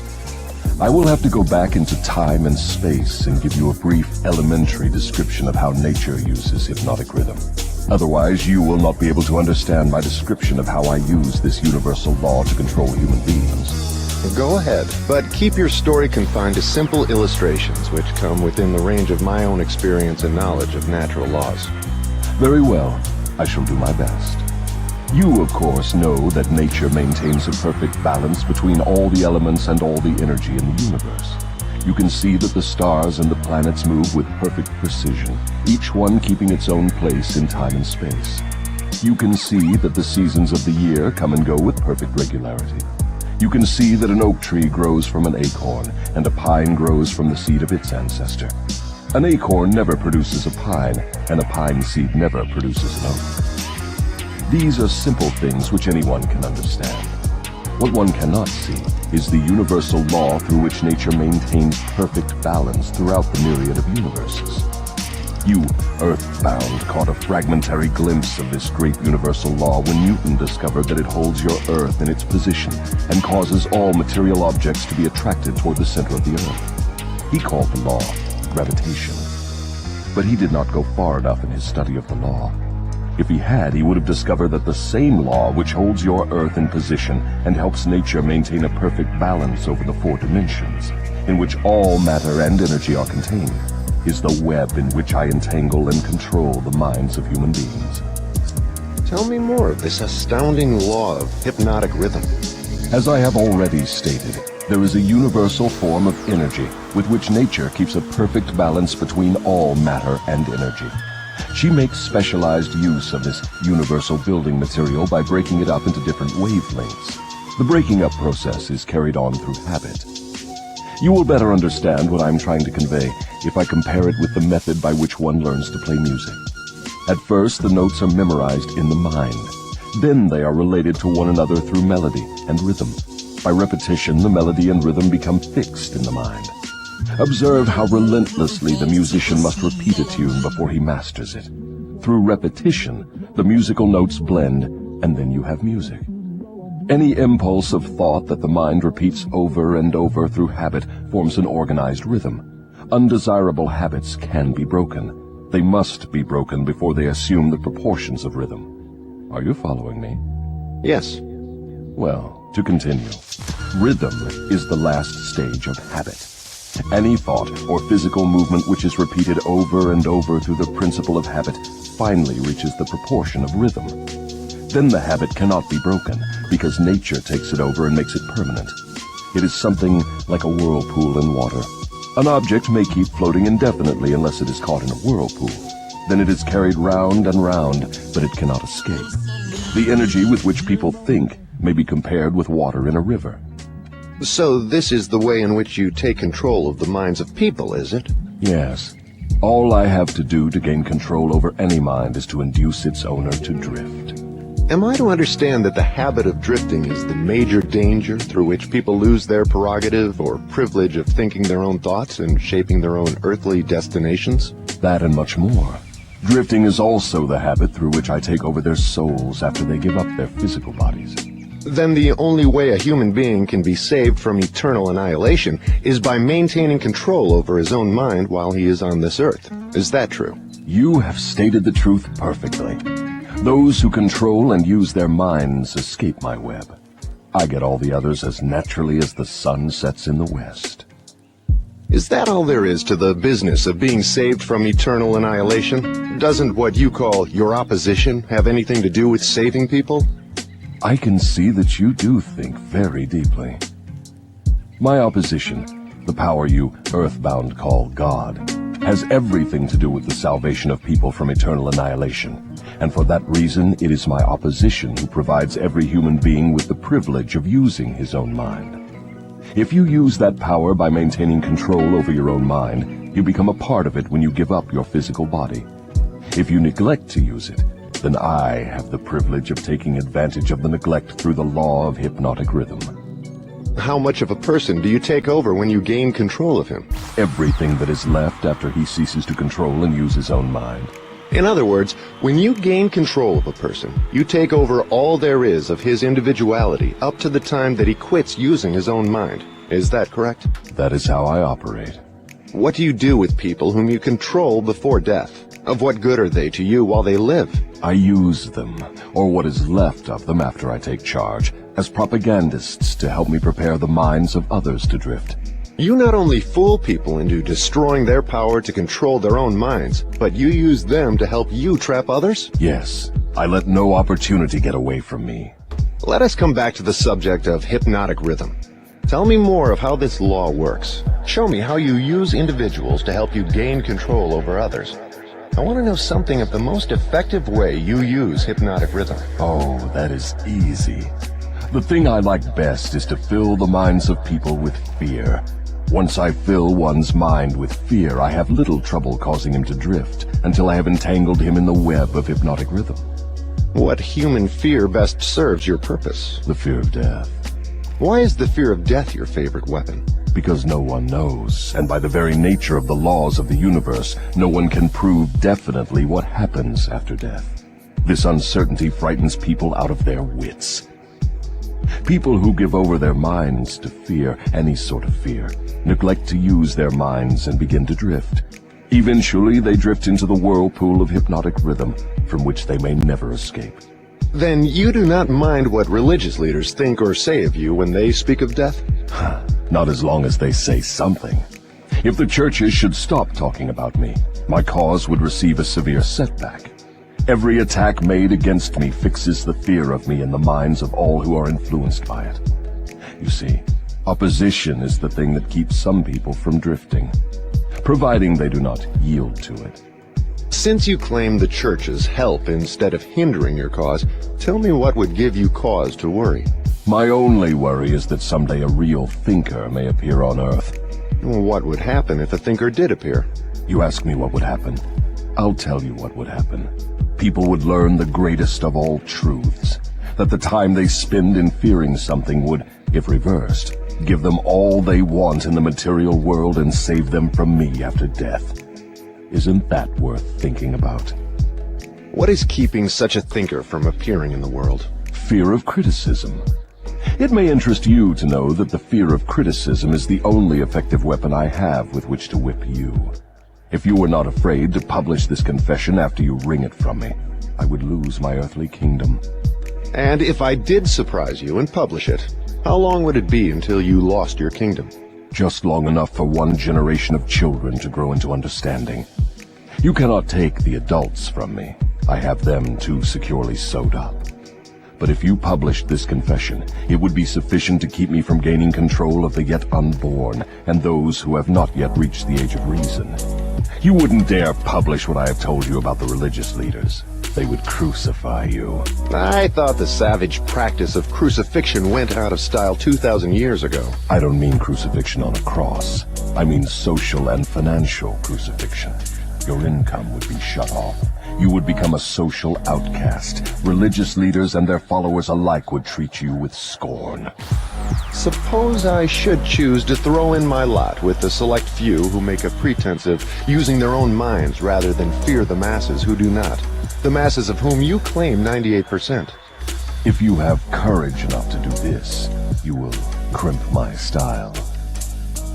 Why do you lay claim to no scientists? Don't you like scientists? Oh yes, I like all people well enough, but true scientists are out of my reach. Why? Because they think for themselves and spend their time studying natural laws. They deal with cause and effect. They deal with facts wherever they find them. But do not make the mistake of believing scientists have no religion. They have a very definite religion. What is their religion? The religion of truth. The religion of natural law. If the world ever produces an accurate thinker with ability to fathom the deeply buried secret of life and death, you can be sure that science will be responsible for the catastrophe. Catastrophe to whom? To me, of course. Let's get back to the subject of hypnotic rhythm. I want to know more about it. Is it something like the principle through which people can hypnotize one another? It is precisely the same thing. I have already told you so. Why do you repeat your questions? That is an old worldly custom of mine, Your Majesty. For your enlightenment, I will tell you, I am forcing you to repeat many of your statements for the sake of emphasis. I'm also trying to see if I can catch you in a lie. Don't dodge the issue. Get back to hypnotic rhythm and tell me all you know about it. Am I a victim of it? Not now, but you barely missed falling into my web. You drifted toward the whirlpool of hypnotic rhythm until you discovered how to force me into making this confession. Then I lost control of you. How interesting. You are not trying to recapture me through flattery, are you? That would be the best bribe I could offer you. It is the bribe I used on you effectively before you got the upper hand of me. With what did you flatter me? With many things. Chief among them, sex and the desire for self-expression.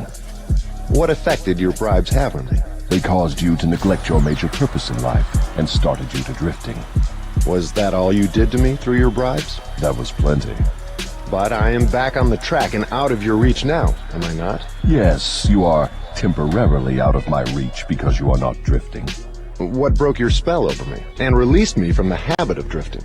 My answer may humiliate you.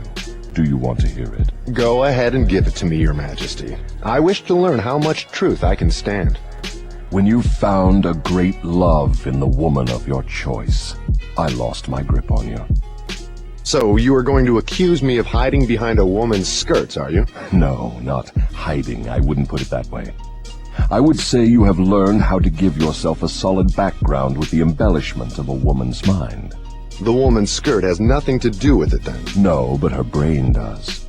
When you and your wife began to combine your two brains through your habit of masterminding every day, you stumbled upon the secret power with which you forced me into this confession. Is that the truth, or are you trying to flatter me again? I could flatter you if I had you alone, but I cannot flatter you while you have the use of your wife's mind. I'm beginning to catch on to something important. I'm beginning to understand what was meant by the writer of that passage in the Bible, which says substantially, "When two or more meet together and ask for anything in my name, it shall be granted." It is true, then, that two minds are better than one. It is not only true, it is necessary before anyone can continuously contact the great storehouse of infinite intelligence, wherein is stored all that is, all that ever was, and all that can ever be. Is there such a storehouse? If there had not been, you would not, could not, now be humiliating me with this silly forced confession. Isn't it dangerous to give this sort of information to the world? Sure, it is dangerous to me. If I were you, I would not give it out.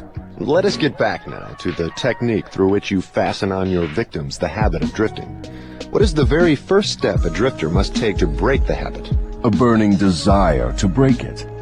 You of course know that no one can be hypnotized by another person without his willingness to be hypnotized. Neither can nature place one under the spell of hypnotic rhythm without his willingness to be hypnotized.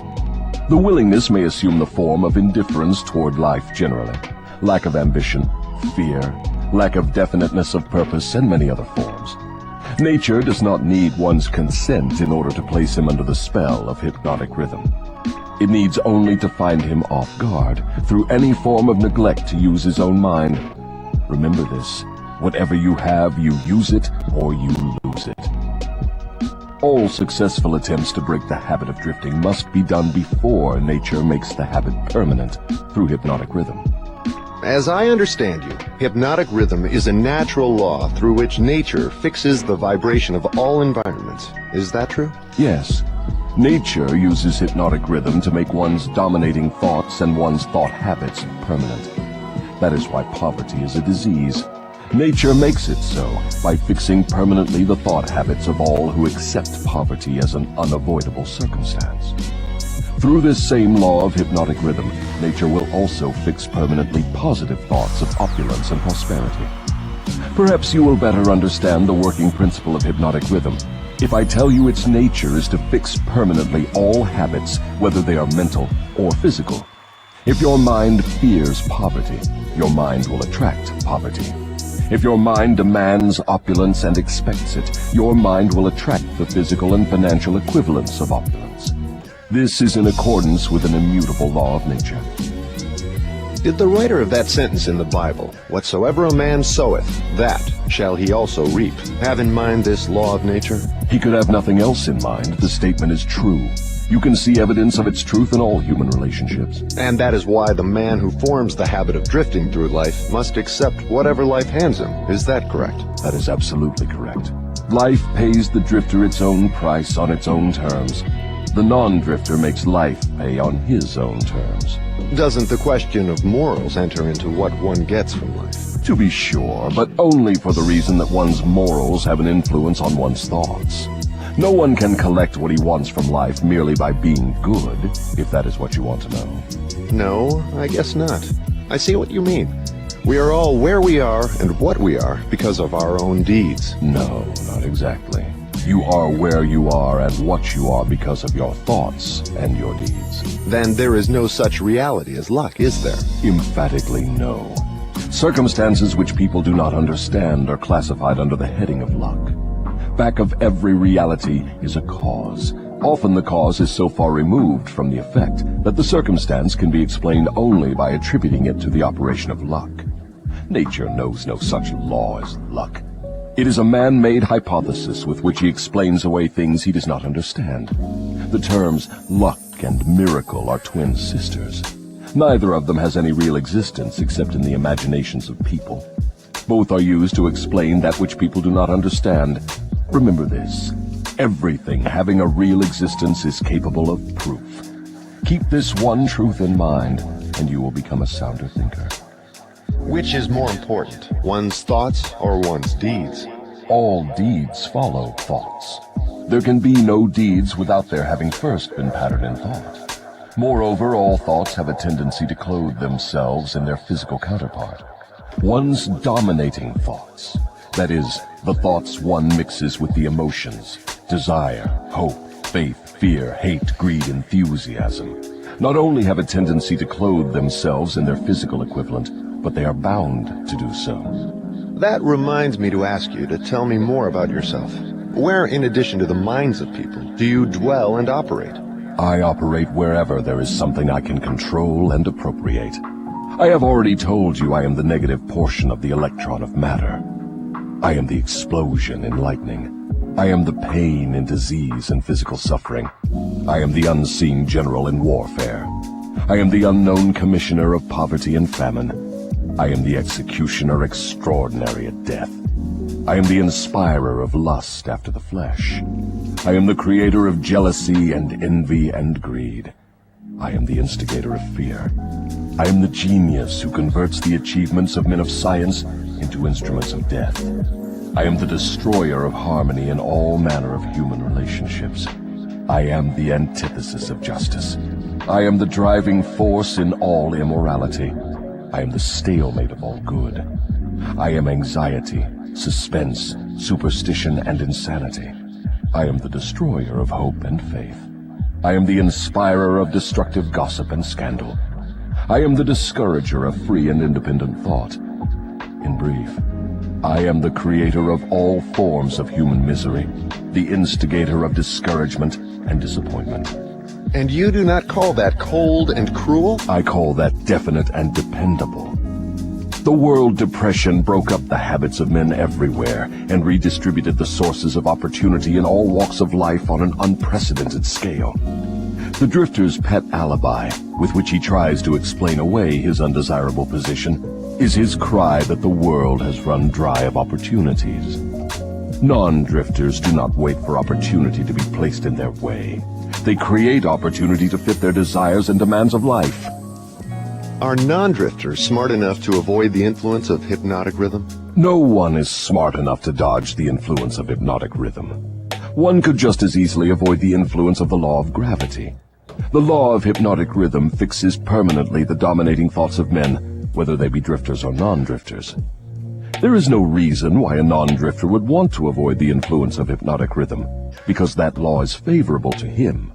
It helps him convert his dominating aims, plans, and purposes into their physical replicas. It fixes his habits of thought and makes them permanent.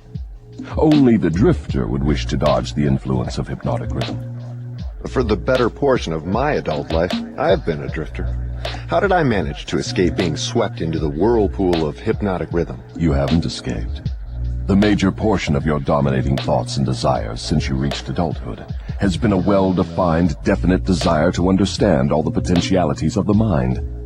You may have drifted on thoughts of lesser importance, but you did not drift in connection with this desire. Because you did not drift, you are now recording a document which gives you exactly what your dominating thoughts demanded of life. Why doesn't your opposition use hypnotic rhythm to make permanent one's higher thoughts and nobler deeds? Why does your opposition permit you to use this stupendous force as a means of entangling people in a web of evil, spun by their own thoughts and deeds?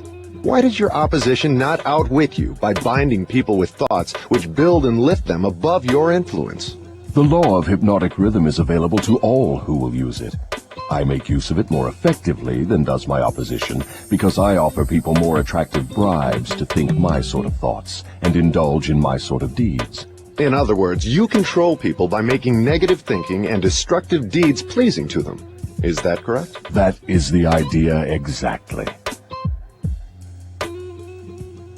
I've often wondered why your opposition, what we Earthbound call God, does not annihilate you. Can you tell me why?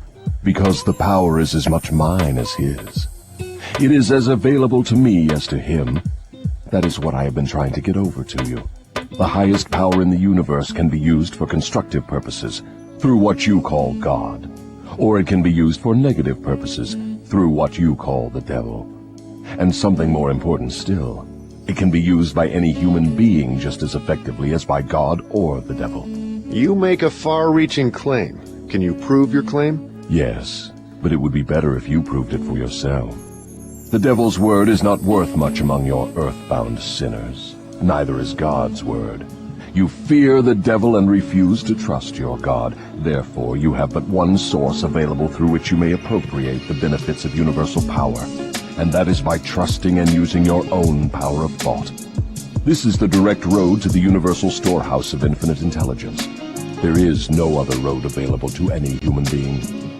Why have we Earthbound not found the road to infinite intelligence sooner? Because I have intercepted you and led you off the path by planting in your minds thoughts which destroy your power to use your minds constructively. I have made it attractive to you to use the power of infinite intelligence to attain negative ends through greed, avarice, lust, envy, and hatred. Remember, your mind attracts that which your mind dwells upon. To divert you away from my opposition, I had only to feed you on thoughts helpful to my cause. If I understand what you're saying, you're admitting that no human being need fear the devil or worry about how to flatter God. That is it precisely. This admission may put a crimp in my style, but I have the satisfaction of knowing it may also slow down my opposition by sending people direct to the source of all power. In other words, if you cannot control people through negative bribes or fear, then you wish to kick over the entire apple cart and show people how to go around God. Are you by any chance in politics too? Your technique seems frightfully familiar. Am I in politics? If I am not in politics, who do you believe starts depressions and forces people into wars? Surely you would not lay this at the door of my opposition. As I have already told you, I have allies in all walks of life to help me in connection with all human relationships. Why don't you take over the churches and use them outright in your cause? Do you think I am a fool? Who would keep alive the fear of the devil if I subdued the churches? Who would serve as a decoy to attract the attention of people while I manipulate their minds if I did not have some agency through which to sow the seeds of fear and doubt? The cleverest thing I do is to use the allies of my opposition to keep the fear of hell burning in the minds of people. As long as people fear something, no matter what, I will keep a grip on them. I'm beginning to see your scheme. You use the churches to plant the seed of fear and uncertainty and indefiniteness in the minds of people. These negative states of mind cause people to form the habit of drifting. This habit crystallizes into permanency through the law of hypnotic rhythm. Then the victim is helpless to help himself. Is that right? Hypnotic rhythm then is something to be watched and respected. A better way of stating the truth is that hypnotic rhythm is something to be studied, understood, and voluntarily applied to attain definite desired ends. If the force of hypnotic rhythm is not voluntarily applied to attain definite ends, may it be a great danger? Yes, and for the reason that it operates automatically. If it is not consciously applied to attain a desired end, it can, and it will, operate to attain undesired ends. Take the simple illustration of climate, for example. Anyone can see and understand that nature forces every living thing and every element of matter to adjust itself to her climates. In the tropics, she creates trees which bear fruit and reproduce themselves. She forces the trees to adjust themselves to her scorching sun. She forces them to put out leaves suitable for protection against the rays of the sun. These same trees could not survive if removed to the Arctic regions, where nature has established an entirely different climate. In the colder climate, she creates trees which are adjusted to survive and to reproduce themselves, but they could not survive if transplanted in the tropical regions. In the same manner, nature clothes her animals, giving to those in each different climate a covering suited to their comfort and survival in that climate. In a similar manner, nature forces upon the minds of men the influences of their environment, which are stronger than the individual's own thoughts. Children are forced to take on the nature of all influences of those around them, unless their own thoughts are stronger than the influences. Nature sets up a definite rhythm for every environment, and everything within the range of that rhythm is forced to conform to it.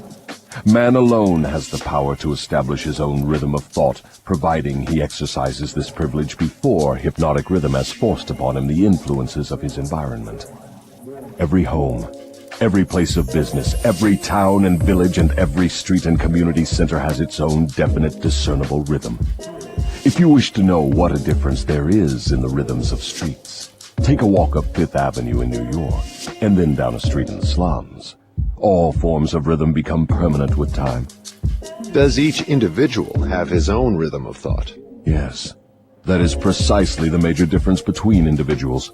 The person who thinks in terms of power, success, opulence, sets up a rhythm which attracts these desirable possessions.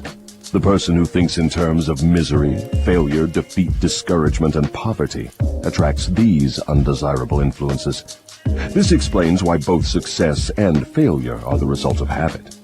Habit establishes one's rhythm of thought, and that rhythm attracts the object of one's dominating thoughts. Hypnotic rhythm is something resembling a magnet which attracts things for which it has a magnetic affinity. Is that correct? Yes, that is correct. That is why the poverty-stricken herd themselves into the same communities. It explains that old saying, misery loves company. It also explains why people who begin to succeed in any undertaking find that success multiplies with less effort as time goes on. All successful people use hypnotic rhythm, either consciously or unconsciously, by expecting and demanding success. The demand becomes a habit, hypnotic rhythm takes over the habit, and the law of harmonious attraction translates it into its physical equivalent. In other words, if I know what I want from life, demand it, and back my demand by a willingness to pay life's price for what I want, and refuse to accept any substitutes, the law of hypnotic rhythm takes over my desire and helps, by natural and logical means, to transmute it into its physical counterpart. Is that true? That describes the way the law works. Science has established irrefutable evidence that people are what they are because of heredity and environment. They bring over with them at birth a combination of all the physical qualities of all their numberless ancestors. After they arrive here, they reach the age of self-consciousness, and from there on, they shape their own personalities and more or less fix their own earthly destinations as the result of the environmental influences to which they are subjected, especially the influences which control them during early childhood. These two facts have been so well established, there's no room for any intelligent person to question them. How can hypnotic rhythm change the nature of a physical body, which is a combination of thousands of ancestors who have lived and died before one is born? How can hypnotic rhythm change the influence of one's environment? People who are born in poverty and ignorance have a strong tendency to remain poverty-stricken and ignorant all through life. What, if anything, can hypnotic rhythm do about this? Hypnotic rhythm cannot change the nature of the physical body one inherits at birth, but it can and it does modify change, control, and make permanent one's environmental influences.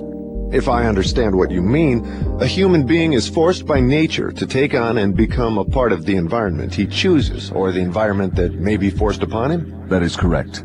But there are ways and means by which an individual may resist the influences of an environment he does not wish to accept, and also a method of procedure by which one may reverse the application of hypnotic rhythm from negative to positive ends. Do you mean that there is a definite method by which hypnotic rhythm can be made to serve instead of destroy one? I mean just that. Tell me how this astounding end may be attained. For my description to be of any practical value, it will be necessarily lengthy, because it will have to cover 7 principles of psychology which must be understood and applied by all who use hypnotic rhythm to aid them in forcing life to yield that which they want. Then break your description into 7 parts, each giving a detailed analysis of one of the 7 principles with simple instructions for its practical application. Your Majesty will now proceed to unfold the secrets of the 7 principles through which human beings may force life to provide them with spiritual, mental, and physical freedom. Do not be sparing in your description of these principles. I want a complete illustration of how the principles may be used by anyone who chooses to use them. Tell us all you know about the principle of definiteness of purpose. If you go through with this mad idea of publishing my confession, you will open the gates of hell and turn loose all the precious souls I have collected back down through the ages. You will deprive me of souls yet unborn. You will release from my bondage millions now living. Stop, I beg of you. Open up. Let's hear what you have to say about the principle of definiteness of purpose. You are pouring water on the fires of hell, but the responsibility is yours, not mine. I may as well tell you that any human being who can be definite in his aims and plans can make life hand over whatever is wanted. That is a broad claim, Your Majesty. Do you wish to tone it down a bit? Tone it down? No, I wish to tone it up. When you hear what I now have to say, you will understand why the principle of definiteness is so important. My opposition uses a clever little trick to cheat me of my control over people. The opposition knows that definiteness of purpose closes the door of one's mind so tightly against me that I cannot break through unless I can induce one to form the habit of drifting. Why doesn't your opposition give your secret to all people by telling them to avoid you through definiteness of purpose? You have already admitted that 2 out of every 100 people belong to your opposition. Because I am more clever than my opposition. I draw people away from definiteness with my promises. You see, I control more people than my opposition because I am a better salesman and a better showman. I attract people by feeding them liberally of the thought habits in which they like to indulge. Is definiteness of purpose something with which one must be born, or may it be acquired?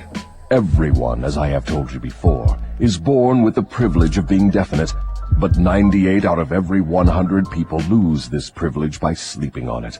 The privilege of definiteness can be maintained only by adopting it as a policy by which one is guided in all the affairs of life. Oh, I see. One takes advantage of the principle of definiteness, just as one may build a strong physical body, through constant, systematic use. Is that it? You have stated the truth clearly and accurately. Now I think we are getting somewhere, Your Majesty. We have at long last found the starting point from which all who become self-determining in life must take off. We have discovered from your astounding confession that your greatest asset is man's lack of caution, which enables you to lead him into the jungle of indefiniteness through simple bribes. We have learned, beyond the question of doubt, that anyone who adopts definiteness of purpose as a policy and uses it in all of his daily experiences cannot be induced to form the habit of drifting. Without the aid of the drifting habit, you are powerless to attract people through promises. Is this correct? I couldn't have stated the truth more clearly myself. Go ahead now and describe how people neglect their privilege of being free and self-determining through indefiniteness and drifting. I have already made brief reference to this principle, but I will now go into more minute details as to how the principle works. I shall have to begin at the time of birth. When a child is born, it brings with it nothing but a physical body representing the evolutionary results of millions of years of ancestry. Its mind is a total blank. When the child reaches the age of consciousness and begins to recognize the objects of its surroundings, it begins also to imitate others. Imitation becomes a fixed habit. Naturally, the child imitates, first of all, its parents. Then it begins to imitate its other relatives and daily associates, including its religious instructors and school teachers. The imitation extends not merely to physical expression, but also to thought expression. If a child's parents fear me and express that fear within range of the child's hearing, the child picks up the fear through the habit of imitation and stores it away as part of its subconscious stock of beliefs. If the child's religious instructor expresses any form of fear of me, and they all do in one form or another, that fear is added to the similar fear passed to the child by its parents, and the two forms of negative limitation are stored away in the subconscious mind to be drawn upon and used by me later in life. In a similar way, the child learns by imitation to limit its power of thought by filling its mind with envy, hatred, greed, lust, revenge, and all the other negative impulses of thought which destroy all possibility of definiteness. Meanwhile, I move in and induce the child to drift until I bind its mind through hypnotic rhythm. Am I to understand from your remarks that you have to gain control of people while they are very young, or lose your opportunity at them altogether? I prefer to claim them before they come into possession of their own mind.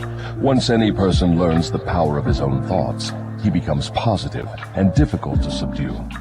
As a matter of fact, I cannot control any human being who discovers and uses the principle of definiteness.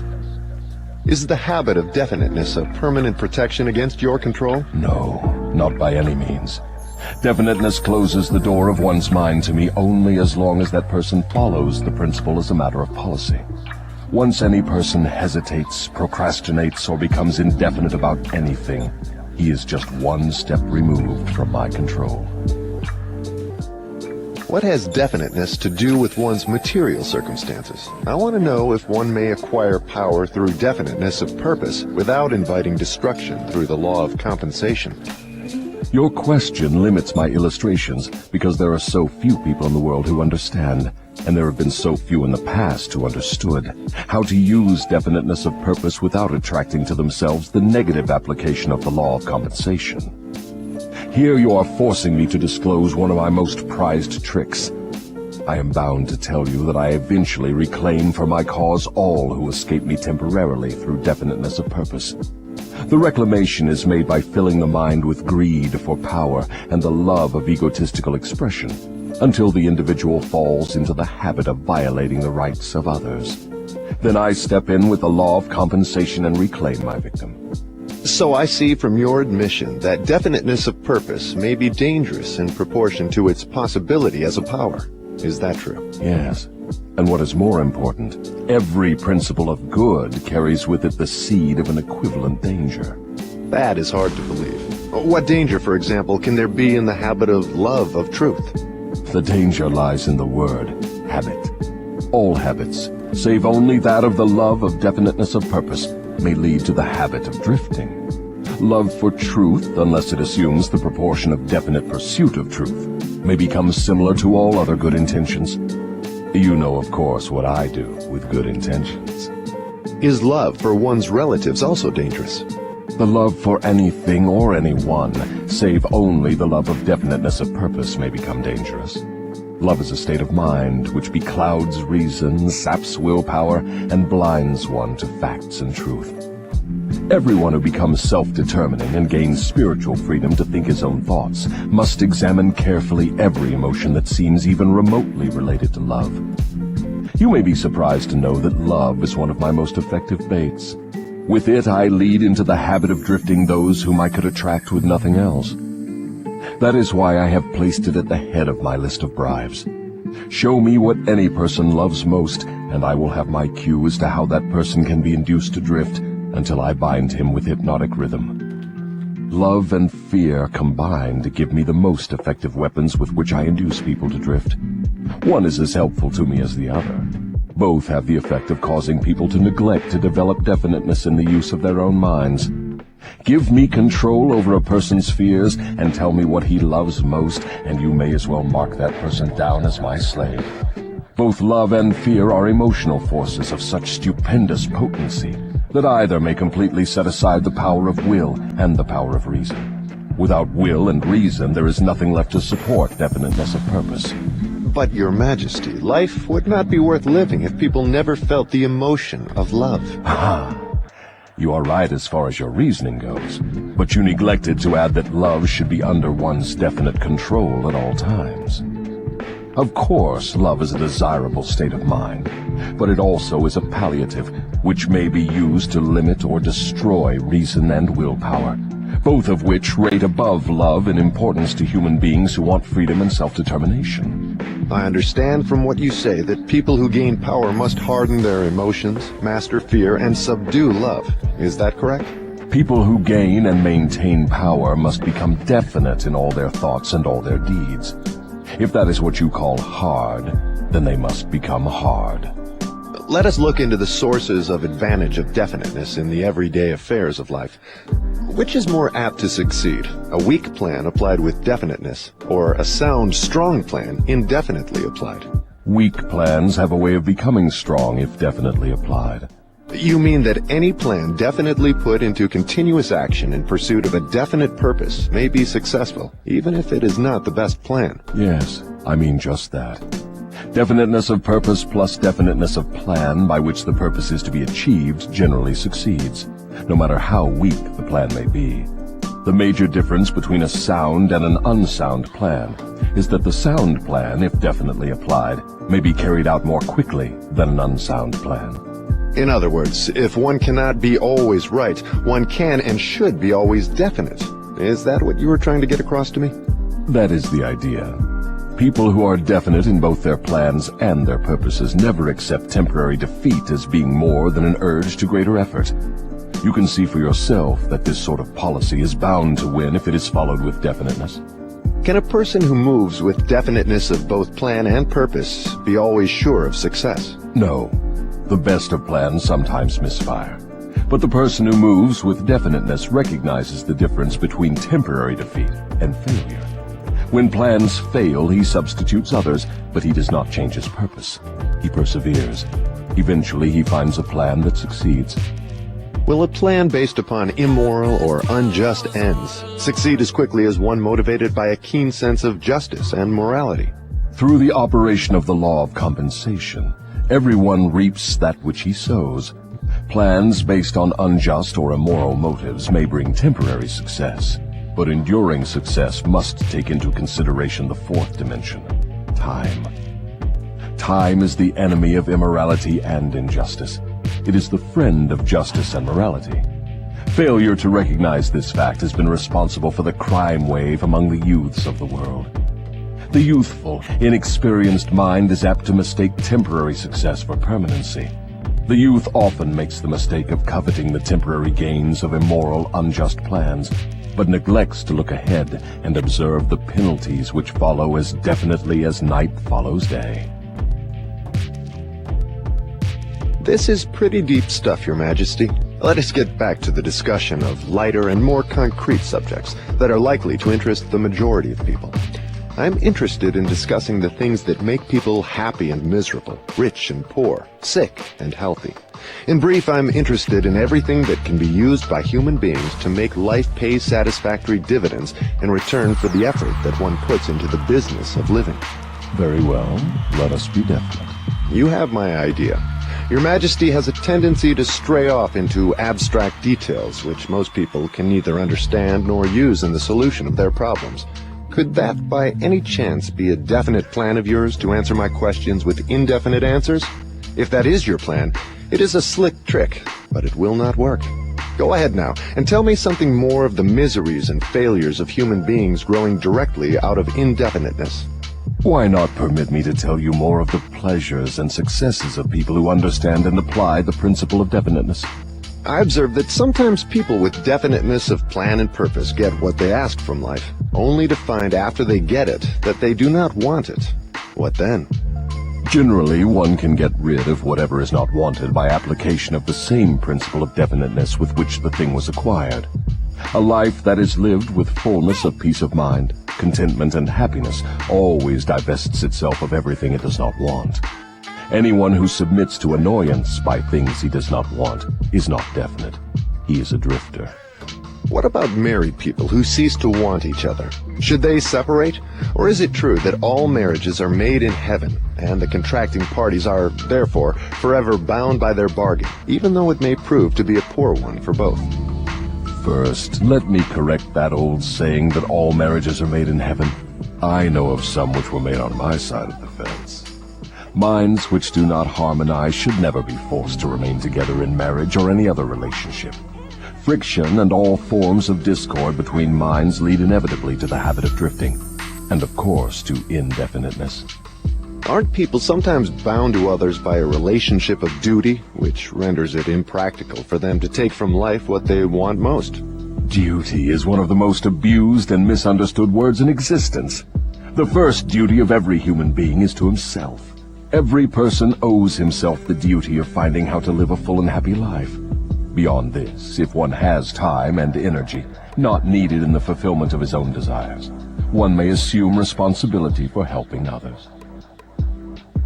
Isn't that a selfish attitude? And isn't selfishness one of the causes of failure to find happiness? I stand by my statement that there is no higher duty than that which one owes himself. Doesn't a child owe something in the way of duty to its parents, who gave it life and sustenance during its periods of helplessness? Not at all. It is just the other way around. Parents owe their children everything they can give them in the way of knowledge. Beyond that, parents often spoil instead of helping their offspring by a false sense of duty, which prompts them to indulge their children instead of forcing them to seek and gain knowledge at first hand.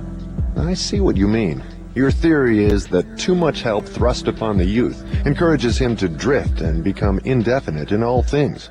You believe that necessity is a teacher of great sagacity, that defeat carries with it an equivalent virtue, that unearned gifts of every nature may become a curse instead of a blessing. Is that correct? You have stated my philosophy perfectly. My belief is not theory, it is fact. Then you do not advocate prayer as a means of gaining desirable ends. On the contrary, I do advocate prayer, but not the sort of prayer that consists of empty, begging, meaningless words. The sort of prayer against which I am helpless is the prayer of definiteness of purpose. I never thought of definiteness of purpose as being a prayer. How can it be? Definiteness is in effect the only sort of prayer upon which one can rely. It places one in the way of using hypnotic rhythm to attain definite ends, by the mere act of appropriating it from the great universal storehouse of infinite intelligence. The appropriation, in case you are interested, takes place through definiteness of purpose, persistently pursued. Why do the majority of prayers fail? They don't. All prayers bring that for which one prays. But you just said that definiteness of purpose is the only sort of prayer upon which one can rely. Now you say that all prayers bring results. What do you mean? There is nothing inconsistent about it. The majority of people who pray go to prayer only after everything else fails them. Naturally, they go with their minds filled with fear that the prayers will not be answered. Well, their fears are realized. The person who goes to prayer with definiteness of purpose and faith in the attainment of that purpose puts into motion the laws of nature, which transmute one's dominating desires into their physical equivalent. That is all there is to prayer. One form of prayer is negative and brings only negative results. One form is positive and brings definite positive results. Could anything be more simple? People who whine and beg God to assume responsibility for all their troubles and provide them with all the necessities and luxuries of life are too lazy to create what they want and translate it into existence through the power of their own minds. When you hear a person praying for something that he should procure through his own efforts, you may be sure you are listening to a drifter. Infinite intelligence favors only those who understand and adapt themselves to her laws. She makes no discrimination because of fine character or pleasing personality. These things help people negotiate their way through life more harmoniously with one another. but the source from which prayer is answered is not impressed by fine feathers. Nature's law is, know what you want, adapt yourself to my laws, and you shall have it. Does that harmonize with the teachings of Christ? Perfectly. Also, it harmonizes with the teachings of all truly great philosophers. Is your theory of definiteness in harmony with the philosophy of man of science? Definiteness is the major difference between a scientist and a drifter. Through the principle of definiteness of purpose and plan, the scientist forces nature to hand over her most profound secrets.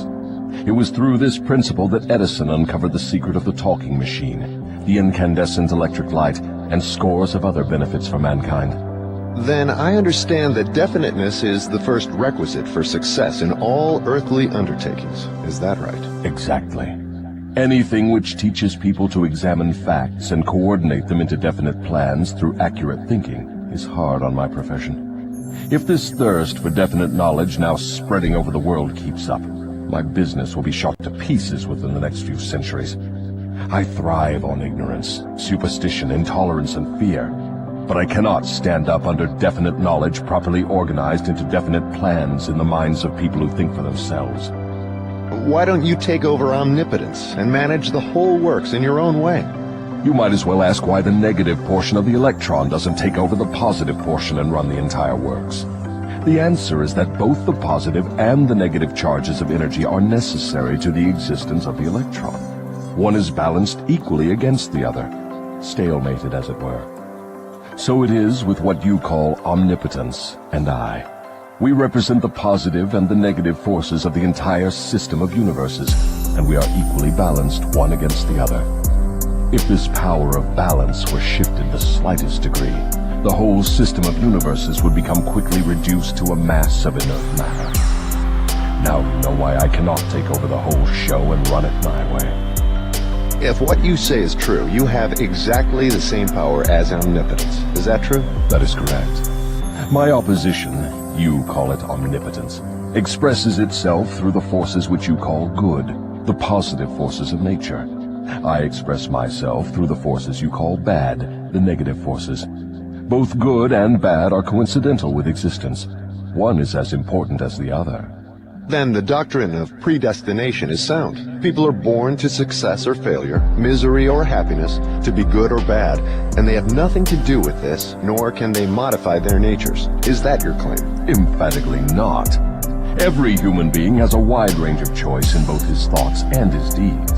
Every human being can use his brain for the reception and the expression of positive thoughts, or he can use it for the expression of negative thoughts.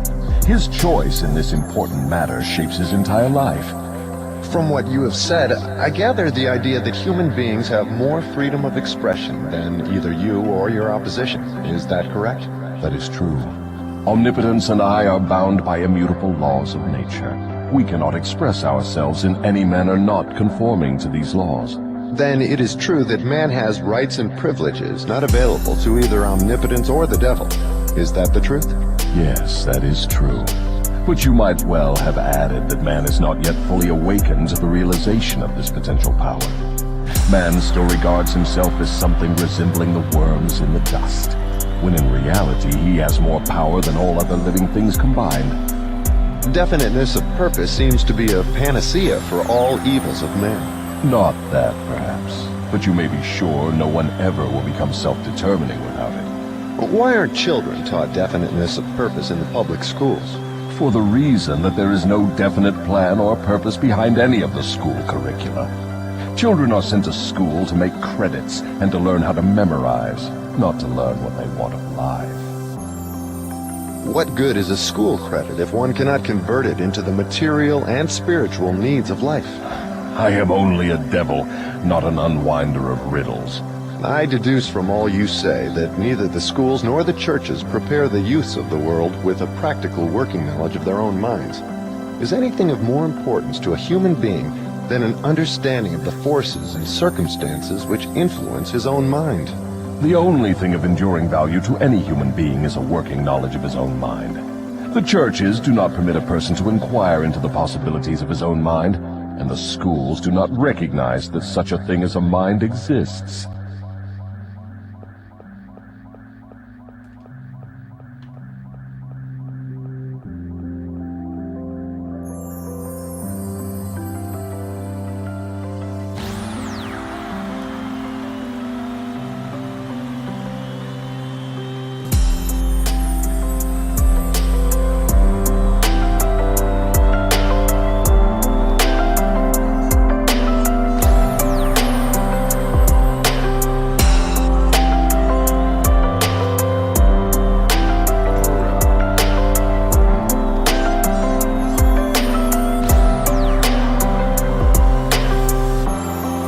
Outwitting the Devil, Part 1.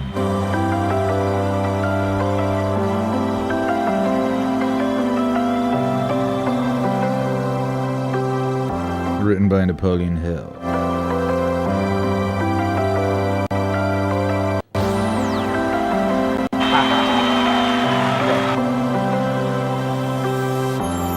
Make some noise. Outwitting the Devil, Part 1.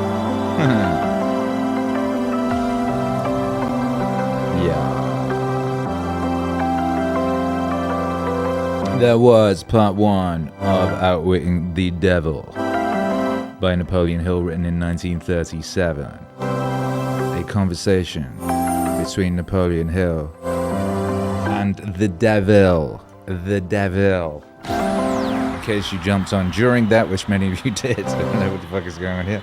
That's what was going on. That was, yes, Cosmic Kangaroo, that was actually the devil. That was actually the devil. The devil, not not the lowercase t, capital T, capital T, devil, and it was very nice of him to make himself available to Napoleon Hill for that interrogation right there. Was it not? Was it not? By Jove, by goodness, amazing. Yeah, that was dope, huh? That was muy intensidad. How was that for you? Did you learn anything? Did it raise any questions?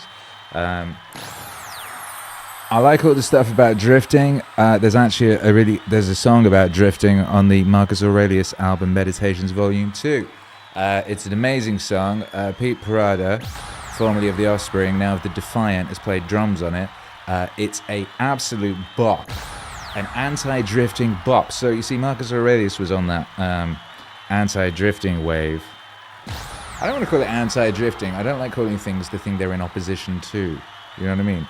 Pro non-drifting, pro definitive purpose. You know what I mean?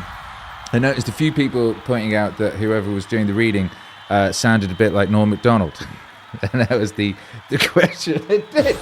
And I really do love the idea of Norm Macdonald interviewing the devil, and I'm pretty sure he'd had some little skits about that.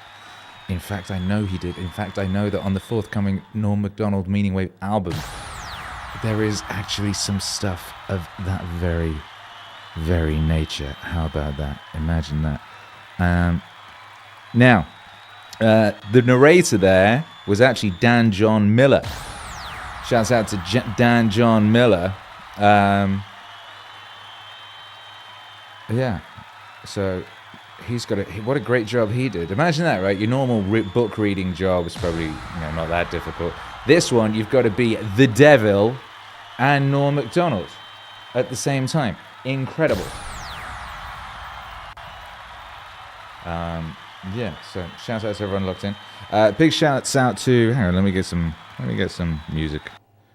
Yeah, Akira the Dawn has got instrumentals. Where have I've lost I've lost everything. It's all gone. My goodness. Whoa. That was so intense, I kind of went into a strange other world. Does that ever happen to you? It happened to me. I went into a strange other world. And it was nice. It was nice there. It was nice in the strange other world.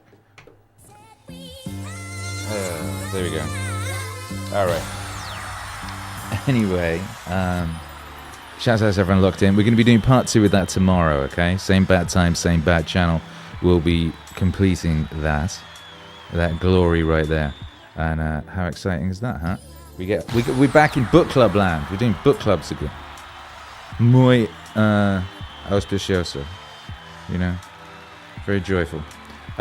Big shout out to everybody locked in, everyone who supported during that thing. Thank you, Mark S. We have a new member, Mark S. You can download the video of last night's epic stream. I don't know how many blocks that's got yet. I need to check in on that. That has all, hopefully, I'm assuming it has been dealt with by Jason Evers, since that's his job and he's a professional. So that should all be there for you to listen to. It should be on the Patreon for you to watch, and it should be there for you to download on the YouTube channel, members section. Last night's amazing stream. It was great. Not your problem. Thank you for the support. It says, thanks for the show. I enjoy your work. Mute Barbecue took the kids to the museum. Not your problem wants to know, will this be available on Spotify? This is fire. I'll meditate to this from now on. I feel goosebumps. I mean, it might be on the podcast feed on Spotify. It might do. It might be. John McGarvey, what's up? Says mind control. Shouts out to you, John McGarvey. Sergitej, thank you for the support. Sergitej, thank you for the support. Says Napoleon Hill now. Bob Proctorwave. When? Huh? When? And ST33L3. Or is that Steel? Gifted us a membership, and that was very nice of you to do that. Appreciate you. Thank you very much. Shouts out everyone listening. I didn't think I'd listen to it all, but I got some stuff done in the garage while listening. Says fire everything. Well, good for you. That's nice. Very glad for you. Devil would have killed it on Joe Rogan podcast, says Cosmic Kangaroo. Yeah, he would. Do you think Joe Rogan would have had as good questions, or would he have shown him videos of bears attacking picnics? That is the question. It depends what day it was, I suppose. It depends if you got Tuesday Joe Rogan or Wednesday Joe Rogan. The Michael, hello Michael, was talking about the Neverine pressing Dagoth and his plan for Tamriel in FLAC audio. Indeed. Indeed. Out fucking standing wow, says Cedric Sedge. Hey, thanks. Cree says incredible. Epicness says Jonathan Simon Music. Isn't it nice we can do this again? How about that? So yeah, we'll be finishing this tomorrow.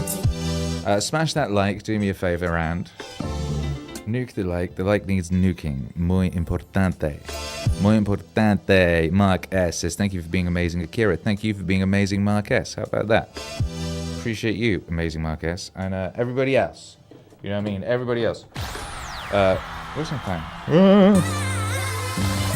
Meaningwave stream is brought to you by meaningwave.com. Where has meaningwave.com gone? I just lost it. Oh no. Anyway, did you like the visuals? The visuals were cool, huh? I liked the visuals.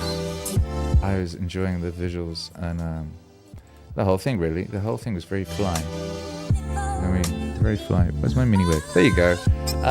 This broadcast is brought to you by meaningwave.com. Meaningwave.com, because happiness is a side effect of meaning. Visit meaningwave.com today and, enjoy the benefits of Meaningwave existing in the world. You know, listen to the music, read some blogs, order some hoodies and t-shirts, maybe a CD, maybe a hat, something like that. You know what I mean? We got lots of cool stuff at meaningwave.com. We got digital bundles. You can download all the music in FLAC or MP3. How about that? Maybe you want to get some vinyl. How about that? Maybe you just want to send a single Bitcoin, in which case you want to hit resources and support Meaningwave, you know. And then you'll find the PayPal and the Patreon and the Bitcoin for sending the single Bitcoin and the ETH and the Venmo and the Cash App and all of that. So if you want to support Meaningwave, there's lots of ways you can at meaningwave.com. You know what I mean? So thank you for your support. Thank you for being here. Adam Fowler says, let's go. Best music on the tube. You are correct, my brother, and I appreciate you and your wisdom. Yeah. Anyway, yeah. Thank you for being here. We'll be back tomorrow with part 2 of this, which is very exciting, which is the final part, the conclusion of this. We're going to get all the rest of the information out of the very devil, right? And then we're going to chase him out of Earth. You know what I mean? We're gonna put on an iron shirt, and we're going to chase him out of Earth. That's what we're going to do. I just got to find the iron shirt. I'm sure I can. You know what I mean? I'm sure it's possible. I will have a word. I'm sure we've got iron shirts here with which to chase the devil out of Earth.